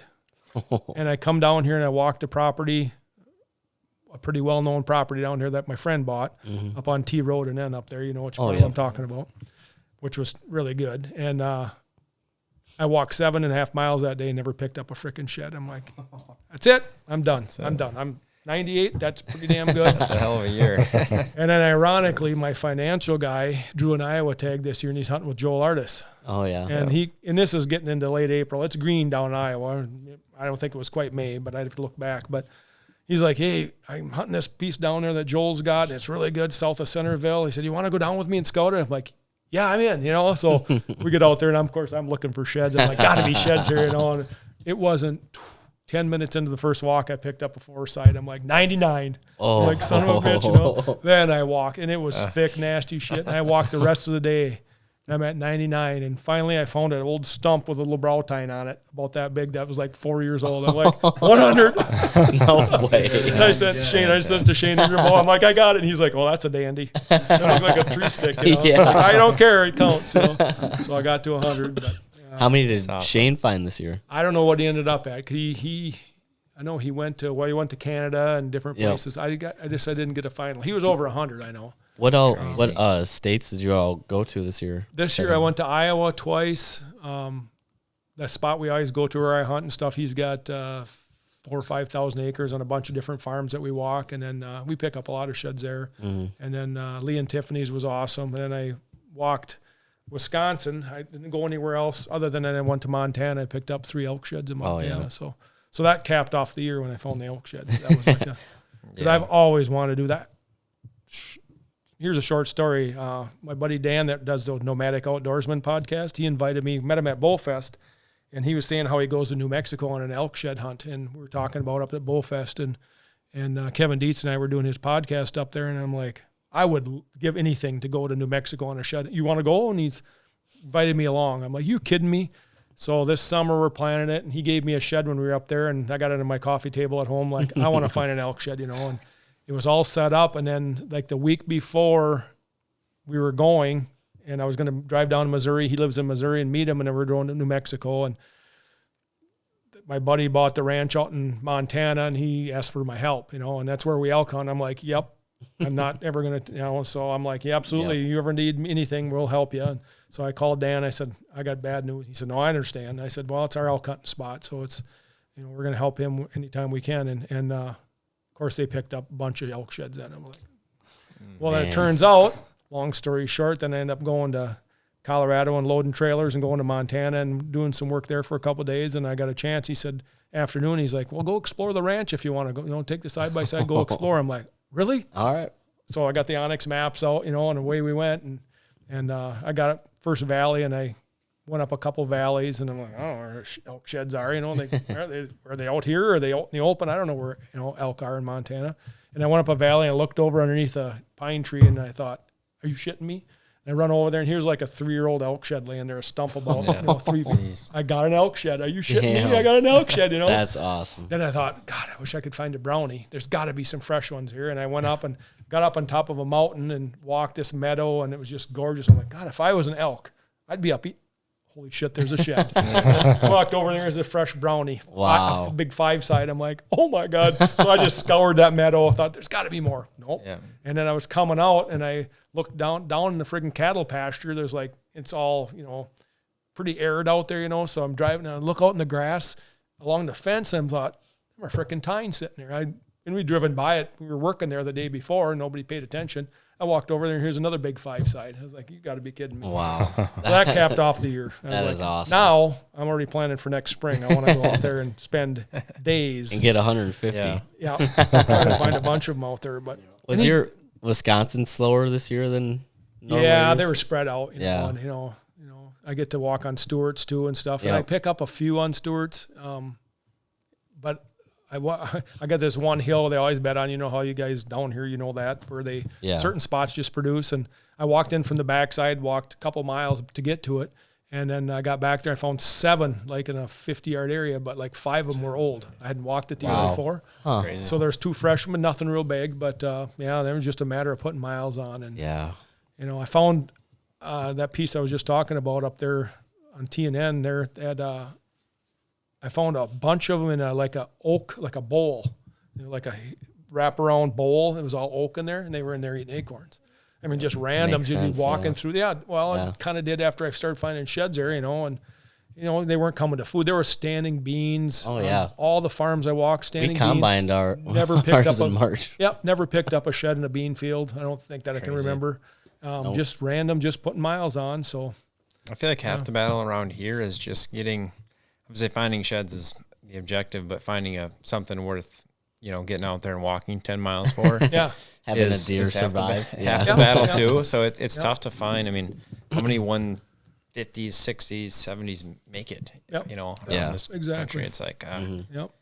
And myself, any shed's great, you know, but just go out and put miles and miles and miles for the 3.5 that made it through was tougher. Where me not being from out west, if I had a chance to find elk shed, then I might walk dark to dark. So the shed hunting scenario is just like what you mentioned earlier about Canada fishing, and then you come back here. Yeah. So you go to Iowa shed hunting, and you come back here, and it's like you walk 7 miles and pick up a forkhorn. It's like, if I walk 7 miles in Iowa, I'd have 30 on good property. So it's like, so it really took some, but I walked 159.5 miles this spring. I kept track on my Onyx. So I picked up 100 sheds. So, you know what, a mile and a half per shed. Which some people think that's crazy. I'm never doing that. But. And that's counting Iowa and stuff. So Iowa obviously skewed the numbers. So in Wisconsin, it was probably 3-4 miles per shed, maybe even more than that. So I think I picked up 37 in Wisconsin and 63 in Iowa, you know, something like that. But I was retired. So I was like, I'm going to stay in shape, and it was, get up in the morning. Well, let's go. And I'd get about down here in these hills. I'd get about 7 to 8 miles, and that's about my limit right now. It's like, that's enough for the day. It's a lot. So that's where I was going to go too. It's just at a retirement age. I mean, you talked about Tom Innerbow earlier. At 80 years old, it keeps a guy young. It keeps a guy fresh and just involved and doing all that stuff. So that's kind of half the battle. And I was very lucky down here. I got 3 guys that own big chunks of land, and they let me shed hunt, and I appreciate it to no end, obviously, and tell them all the time. But you know, and just it's cool. I just but I found one big deadhead. I think 1 or 2 in Wisconsin, and then 15 or 16 in Iowa. It's February, March. That seems to be the time to everybody's. Speaking for myself here, but you've been drinking beer and watching football all winter long, and then here's February. It's like, now I climb a hill. All right, that sucks, but it feels good. That feels good. Let's keep going. And it works out good. You know, I like turkey hunting. You know, I mean, I like going and shoot another turkeys or whatever. But I take a lot of guys turkey hunting and go with a lot of guys. We have a lot of fun turkey hunting too. But ice fishing is good in the spring, and then about the time that ends is shed hunting time. You know, but you just want to get out there and do that. But dealing with 3 different tick diseases over the years. Let's not forget that you spray the shit out of yourself with permethrin. Yeah. I went through I don't know how many cans this year. I was very vigilant on it and never had a tick on me. It does work, but you got to do it right. You know, I'd spray my pants down and shirts and tuck in and do everything I can do nowadays to keep the ticks off me, because it's not probably set you back a whole year. And they're so bad in the spring. Like right now, I don't think there's much for ticks out there that I've seen anyway, but in the spring, and you can walk through a nest of them and I'd have 40, 50 on me. Some of you guys have probably done the same thing, and you get a south-facing bowl that's everything else is snow, and it's just packed with ticks in the spring. So you really got to watch that. And I buy the Sawyer's by the frickin' case, Sawyer's permethrin, and spray the clothes down. And that yellow. Yellow and brown can. Yeah, that stuff helps. What's the chiggers too? Chiggers too. Oh man, I sprayed my pants down so bad. In the spring, you're pretty safe with chiggers, aren't you? Shed hunting season, they're not out. Yeah, around here, I've never had chiggers around here. I didn't even know what a chigger was till I went to Kansas. I'm like, what the hell's a chigger? I'm fine. We're putting stands up. All of a sudden, I think I had a watch on at that time, and all of a sudden I'm looking. There's all these red bumps. I'm like, what is this? Figure out what chiggers are. But. I had learned that hard way in Iowa last year, and I was crying almost. I was like, I got into it bad. That, the other thing is, were they oak mites or something too? They talk about. Now I don't know what the difference is, or if you just think they're. But I've heard down like in Kansas they got oak mites, and it's probably the same kind of thing. Who doesn't know the difference? But you can be miserable. And then of course your poison ivies and poison oaks, and you gotta watch for all that. So don't go shed hunting with your shorts on. My grandpa's a logger. I heard a lot of stories on that. Oh yeah, poison oak and So when did you like actually get into like the outdoor industry? What kind of kickstarted that for you? You know, growing up, I hunted with my brother a lot. My brother Greg, and started bow hunting. I couldn't start bow hunting until I was 14 because my brother Jim was older and he didn't start till he was 14. So at 12 and 13, we hunted in northern Wisconsin. We had a cabin up by Danbury and Douglas and Burnett County up there.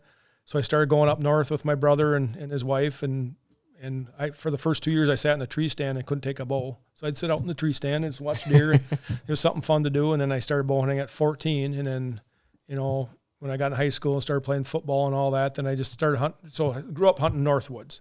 And gun season, you'd see less than 10 deer a hunt. You know, there's no deer up there.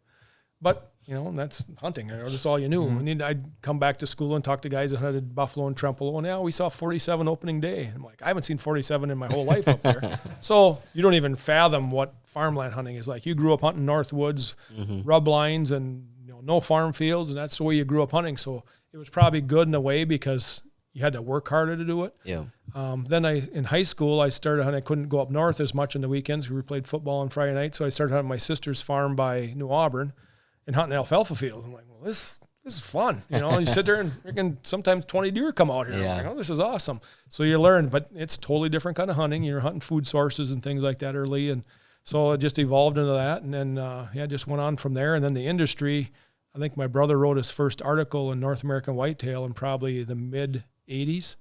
So for years, I'd help him with photographs, and I think he wrote 4 books, and helped him a lot with the pictures in there, and took pictures of his bucks whenever he killed big bucks. And we learned to take better pictures. To this day, it still boggles me how some people just don't get it. You do a fantastic job, by the way. You and Shane are the best. Thank you. But you get it, and it's like, it's respect to the animal, and, and things like that. And, we even had glass eyes for the taxidermist. So if your eyes didn't look right, you'd put glass eyes in. And Shane gave me a couple of those too. Oh yeah, I had all that back in the day. Still got them in my camera case, and clean them up, Windex and paper towels to get all the blood off them. Just be respectful. So I learned all that, back in the late 80s, 90s, and then Greg got in, I think his first show was North American Whitetail Television with Pat Reeve and Stan Potts. And then he did that for quite a few years. And I actually went on a couple hunts with Pat and Greg, like their Wyoming hunts. I went along and got to hunt, and then they'd film, and I'd just get to hunt on the side. I said, that's all I ever asked. I said, I don't care to ever be on the show, but can I go on a hunt with you once in a while? So got to go a couple cool places. Pat, what was his name?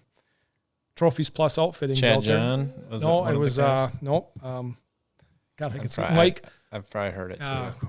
Anyway, Trophies Plus Outfitting out there, and that was Velvet Hunt in Wyoming, and right by Devil's Tower, and I was like, holy shit, this is, coming from this is cool. Deer just pour out of those mountains into these alfalfa field that looks worse than your lawn. It's like, what the hell are they eating? But after one night you watch, and there's huge alfalfa fields, just like you watch on Realtree and all those. They're still hunting out there. But if you look out in the field, there'd be just a little bit lower spot, and it'd be just a little bit darker, and those deer just pour into that spot. So after a while, it's like moisture's huge. Makes sense, yeah. I'm like, if I lived out here, I'd take a pickup full of water every day, and I'd go by that oak tree over there and just drive around and let it run out of my box. And literally, you could bait the deer just by having a better alfalfa field. Yeah. Well, they don't want, they're ranchers, so they don't care about that stuff. But we saw some really good bucks out there, and I went on a couple hunts, and I went, then after a few years, Greg split on his own, and I think he did that a year. And then he came to me one day and asked if I'd want to do some hunts on film. And that's where I met Matt Tandy. He'd been coming in Scheels, and he come in one day, you need a cameraman, and I'm like, I don't know. I've never done this before. So I talked to Greg, and he's like, yeah, so we did a camera class down at Tom's, and a bunch of guys were there, and they, we got a bunch of cameramen. Well, Matt was my cameraman for 3 years. So got to hang out with Tandy, and we had a lot of fun together, and a lot of fun together. And he likes Crown Royal as much as I did. So we had a lot of fun, and we got to so much fun. Got to go to a lot of. We went to Kansas and Missouri and Illinois and stuff together, and Iowa, and we had a lot of fun together. So that's awesome. But then that kind of ended, and then I just just a lot away from home and stuff, and then I just it just wasn't for me, and I just started hunting on my own, and got a few serious hunting partners that are willing to go anywhere I want to go, and I had a lot of states, I had offhand I can say I hunted Illinois quite a bit, Missouri quite a bit, Iowa whenever you draw, Kansas, South Dakota. I've shot a couple mule deer bucks out in South Dakota, which you guys all got to do that. Spot and stalk mule deer is the funnest hunt. It's such an adrenaline rush. It's so fun after hunting like we do with tree stands. It's just so different. Yeah. And, and you see game, and it's just a cat and mouse game. And when you are successful, it's such a huge accomplishment to shoot one, get up and close and kill one. But then I hunted elk in Colorado last 2 years. I shot a bull in Montana 15, 20 years ago. And now I got the elk bug. I'm leaving in a week and a half for New Mexico. Awesome. On an elk hunt. That was my retirement gift to myself. Yeah. So that was just through guys I knew at Scheels. Yeah. A couple of the surgeons from Oakleaf in Eau Claire, and then a couple of buddies that had been hunting out there for years, and they'd come back and show me pictures, and we'd always work on their bows, and they'd buy bows from us. And I told them last year, I was like, hey, if you guys ever need a guy, I'm not inviting myself along, but if you ever have a guy drop out, let me know. Well, that night he went home and he calls me. I was like, he said, guess what? I said, no, don't tell me. He said, we got an opening. I said, I'm in. So in a week and a half, I leave for New Mexico, and they've been hunting out there for many years, and they've got it pretty dialed. And so I'm excited for that, obviously. And I want to kill a big bull. I shot a nice 6x6 last year, but I shot a big mule deer already. And that was with Tandy when we were still filming. I shot a 205 mule deer out in South Dakota. Jeez. I haven't seen that video. Yeah, it's on YouTube. I know what I'm doing when I get home. For some reason, it's hard to find. I didn't think it was on there. Then a customer sent me the link to it, so it's on YouTube. But that was a spot and stock hunt. It was just crazy. And it's the biggest mule deer they've killed out there with the boat, I think, to this day with the archery. So that's crazy. That was so. I got my dream buck there, and then I shot a couple bulls, but I want to shoot at one really big bull with my bow. So Are you taking a camera down there at all to New Mexico? Nothing. Nope, just going down there with those. I'm a guest, so I'm just jumping in with them. And actually, two of the guys we're going with are from Mondovi. So nice. I got to load the trailer on the 5th. I got to drive down here and load the big enclosed trailer. And I'm looking forward to that. It's going to be different though. The last 2 years we hunted my buddy's ranch in Colorado, and we had it all to ourselves and chasing bulls, and there was a lot of elk there, and it was fun. I mean, just the most fun you could ever have. You couldn't even imagine. I'd get up in the morning, you'd walk out before daylight, and there'd be your 5 bulls bugling by the bunkhouse, and it was just a dream come true. And then he sold the ranch, and we're like, oh my God. It was like, but the Montana ranch it's got bigger elk on it, it's got bigger mule deer, it's got some whitetails, so there's a lot more game there. And that's not probably why he bought it, because he does cattle too, but it is a better hunting area also. And I think we're going to get to go there next year, but the New Mexico thing is a water hole hunt. So that's going to be different. Once in a while, they'll see a bull that they'll let you go after, but they don't want to run them off the ranch. So you set water holes morning and evening. So last year they were coming back. They had a 400-inch bull stand out there, and nope, we can't go after him where he is because we don't want to push him off. After you used to doing the spot and stock. So so it's going to be different. But I thought I'll try it once and we'll see. And they've killed some big bulls. I mean, it's a pretty big ranch, and they got good animals there. So awesome. So we'll see. Yeah, something different. But again, I didn't draw Kansas because I put in for a group, and I didn't obviously have enough points in Iowa, so I don't have anything. Just got the 2 leases in Wisconsin, and I'm gonna try to shoot a big buck here. But you guys, I haven't shot a buck in Wisconsin for 7 years. Yeah. Wow. I just and I was going to mention this.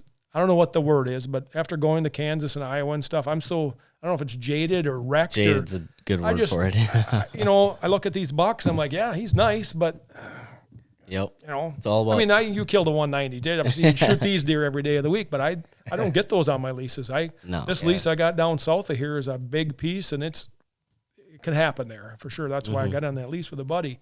But my Dunn County lease, I get some 140, 150 deer, and it's like, there's one deer there. I had him last year. He's got a split G2 last year. He was 145 to 150, and this is typical. I got tons of trail cameras on there. I've got 2 pictures of him this year, so I know he's alive. I got him in the winter in March. He held till March 24th. Jeez. And I got him coming through with both sides in March, and I got him coming back with one side, and I got him going back with no sides. And I walked my butt off trying to find him. Couldn't find any sheds off him. Wow. But he showed up about 3 weeks ago on my food plot, and it was daylight, but it was foggy, all that morning fog. Yeah. And he walks right in front of the camera, and I know it's him because he's got that same split, and he's got a big 5 side, and it looks like maybe the other side, but it's foggy. Mm-hmm. And I'm like, well, that's him, and that's it. Just like one teaser pic, and I got one picture of him on a mole tree a month and a half ago, running right at my mole tree edge. just running right at the camera through the tall grass, and it's head on, and I know it's him because of his brows. That's the only 2 pictures I've got of him. It's like, and last year he was there all the time. I mean, he moved in there and just ran the roost. So I'm just hoping he comes in. And then the guys that do my food plot last few years, they called me about 3 weeks ago. He said, "Hey, you getting your split G2 buck on?" I'm like, "Why?" He's like, "Well, Gunner saw him last night. He's right across the road from his house down here. He's about a half mile south of you." I'm like, "Yeah, that's what I figured." Makes sense. He said, "And my buddies have seen him cross the road, so he's south of me right now." So he'll be back. Well, I'm hoping so. It's just like you said, you wake up every morning, you look at that, that phone. Is he back yet? Well, it takes one. I don't even want to talk about that guy. How many times I was up during the night, checked my phone. Oh my God, I couldn't imagine. Oh my God. Yeah. We heard about that plenty in the group chat. Yeah. Well, I wouldn't. Why is blame Mitch texting at 3:30 in the morning? Boys. He's back. Do you? So you're going a couple different states this year. Do you plan on running any camera at all, or you pretty much have moved on past that as far as running? I would. Video? Yeah, I would. I mean, like Tandy and I've talked about it many times. You know, and Tandy's moved on and done a lot of different things. He's guiding out in actually South Dakota. Yeah. He's guides for that. I might book another hunt out there and just go hunt with Matt, you know. So even maybe you do a gun hunt. I haven't gun hunted in Wisconsin. I think it's 17 years. The funny thing is, last year, because of that split G2 buck, my Dunn County lease, I was like, I didn't know if I was going to keep leasing because they clear cut 35 or 40 of my 82 acres last year. All fall they were cutting in there. So I only got 82 acres. They cut 35 or 40 of it off, and they pulled out the day before gun season. So all year I had loggers in there, and all of a sudden 8 o'clock at night they're driving in there, and they got them. I'm like, what? What's he doing in there at 8 o'clock? So I kept sending it to the guy, and he's like, I have no idea what the hell's going on. Anyway, dealt with it. Yep. Life goes on. And I was like, well, so I bought a gun tag last year. I thought I'll shoot that split G2 buck. Maybe I won't come back here, you know. Well, turns out I kept leasing it, and it ended up working out good. Where they clear cut was down closer to the river, and I had a guy come in and stump the whole thing and put a food plot in there, and I was like better than it's ever been. And I'm like pretty damn happy I kept it. I just put a tower blind up here about 3 weeks ago on the plot, and I'm like, this is set up to kill deer now. My plot other years was out close to the road, and once the leaves dropped, people that knew it was there would slow down and run deer out of it on me all the time. And that's just where it was. That's the only opening I had. Well, now I let that grow up in tall weeds, give me more cover, so it's head-high weeds right now, and then I got the plot down below. So it's going to turn out pretty good. But I gun hunted last year. I bought a tag for gun, and I got it for $5 because I was considered a first-time rifle hunter. So they gave me a buck tag and three free doe tags for $5 because it was the first time I ever. They didn't have me in the record. It's been so rough. 14 years since the last time I killed a gun buck. Yeah. 2010. Yeah. Unbelievable. Yeah, 2010. The last one I shot, I used to hunt up by Flater's Resort years ago, and there were some big deer up there, and I shot a buck, and I had just a nightmare. I was dragging him out, and I had a buck run across the road that'd been wounded, and he fell on the road, and he runs past me, and I'm by myself. I can't shoot him. And I'm just like, this isn't for me. This isn't my kind of hunting. Yeah. So I just started exclusively bow hunting and working at Scheels. I had a few weeks of vacation. I take all my vacation for out-of-state hunts for the most part, and that was fine. Just make do with what you got, but yeah, it's been 7 years. I think the last buck I killed was down by Wamadi in Wisconsin.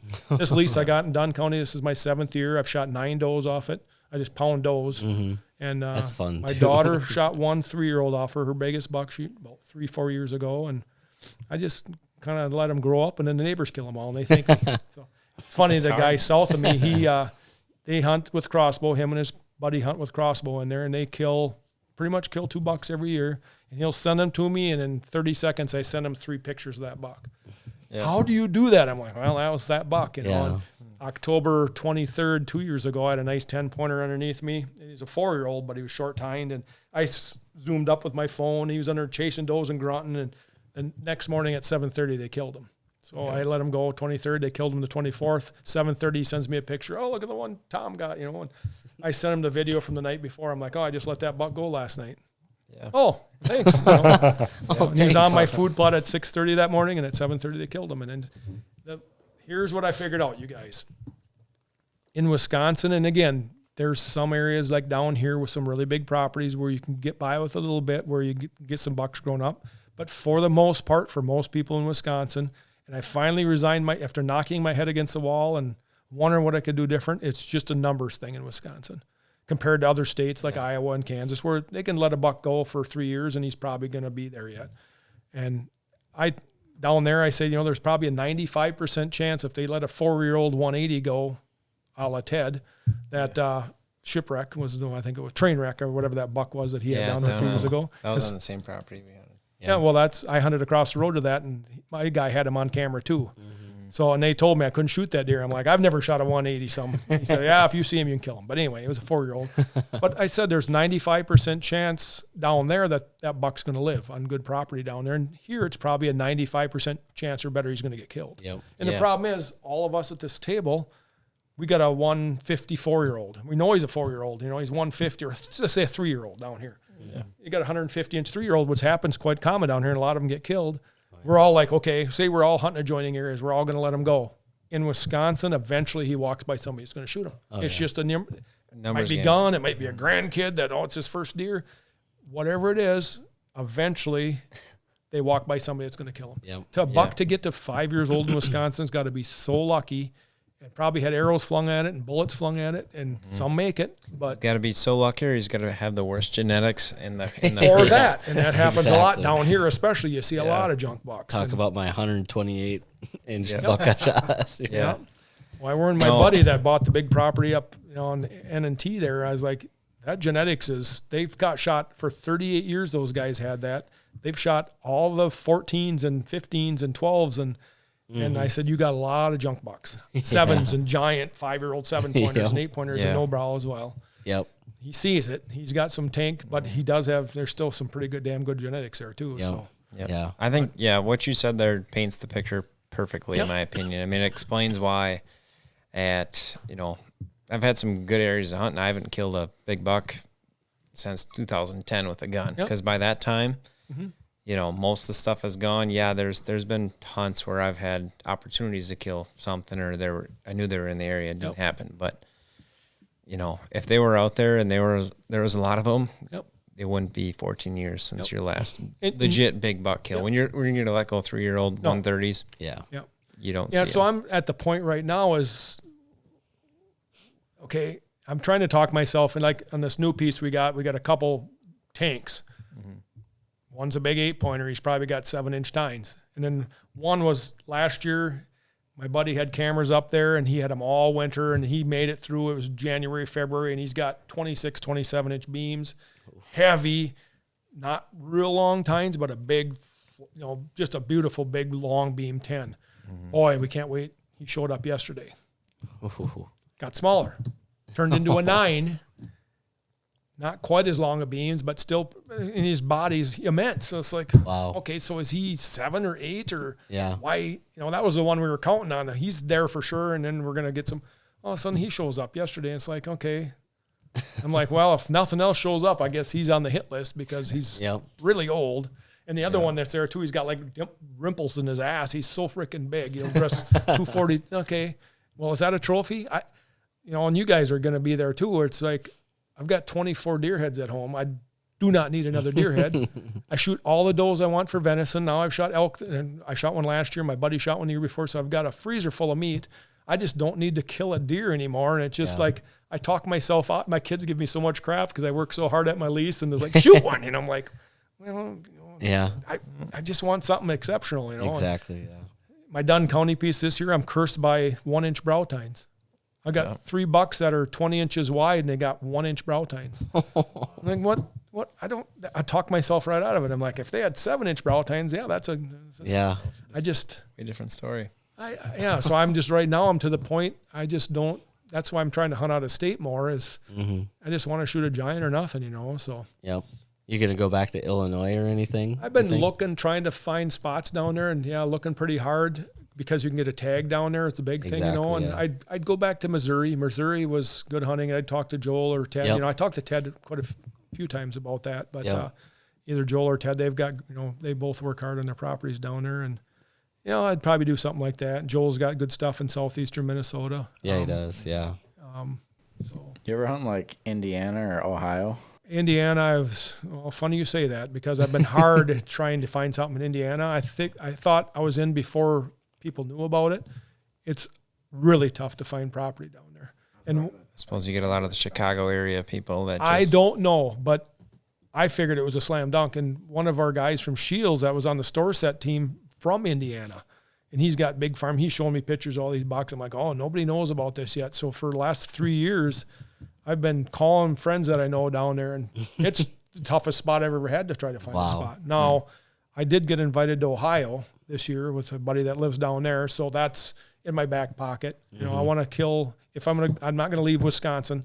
The mistakes I've made in the last few years, and you guys will do that too when you got Iowa tags. And you can't. I'm sitting 2 years ago. I had a 5-year-old buck on my Dunn County lease, and I grew them up. I had from 2.5 year and a half. I had 5 sheds off them, and Reese's was we called them. We had Reese's and M&Ms because they were at 2 years old. They looked the same.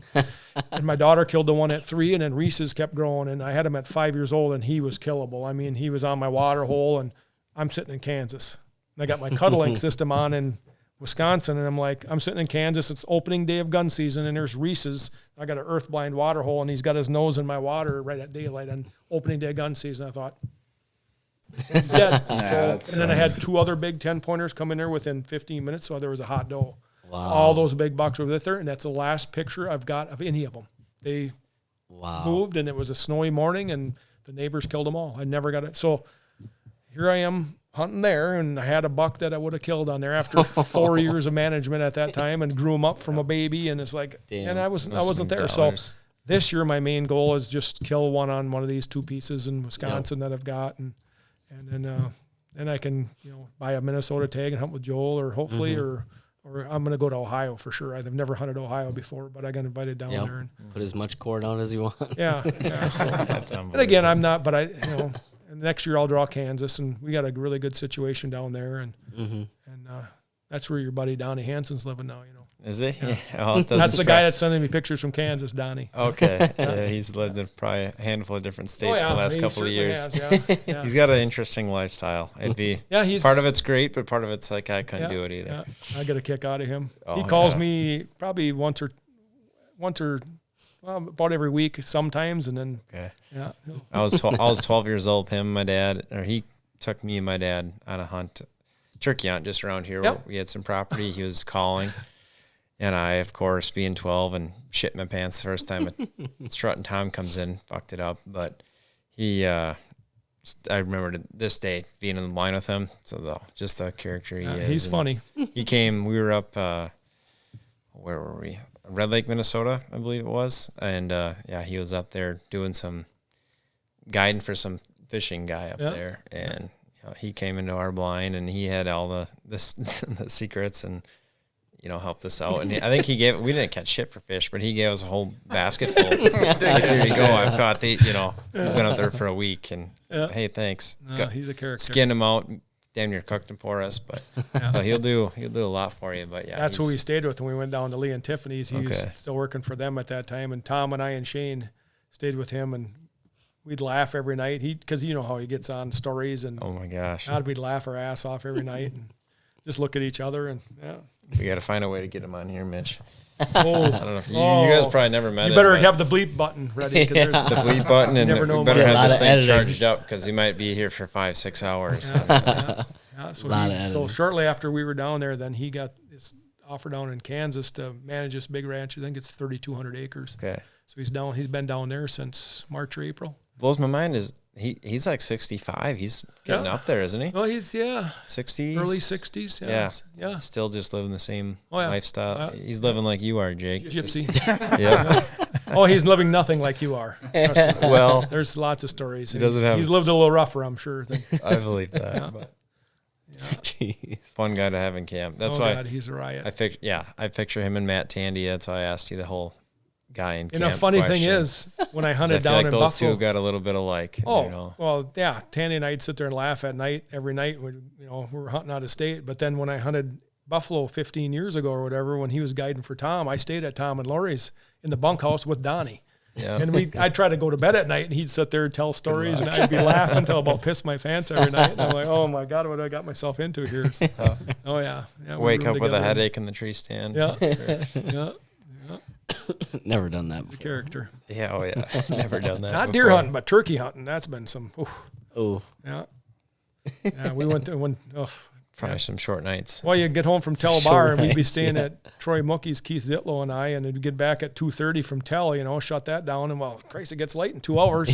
Since going to bed. So you might as well go just walk up and sit in the blind and wait for it to get light out. Oh. Well, me and Dustin one time, we went hunting after we lost in a playoff game in high school.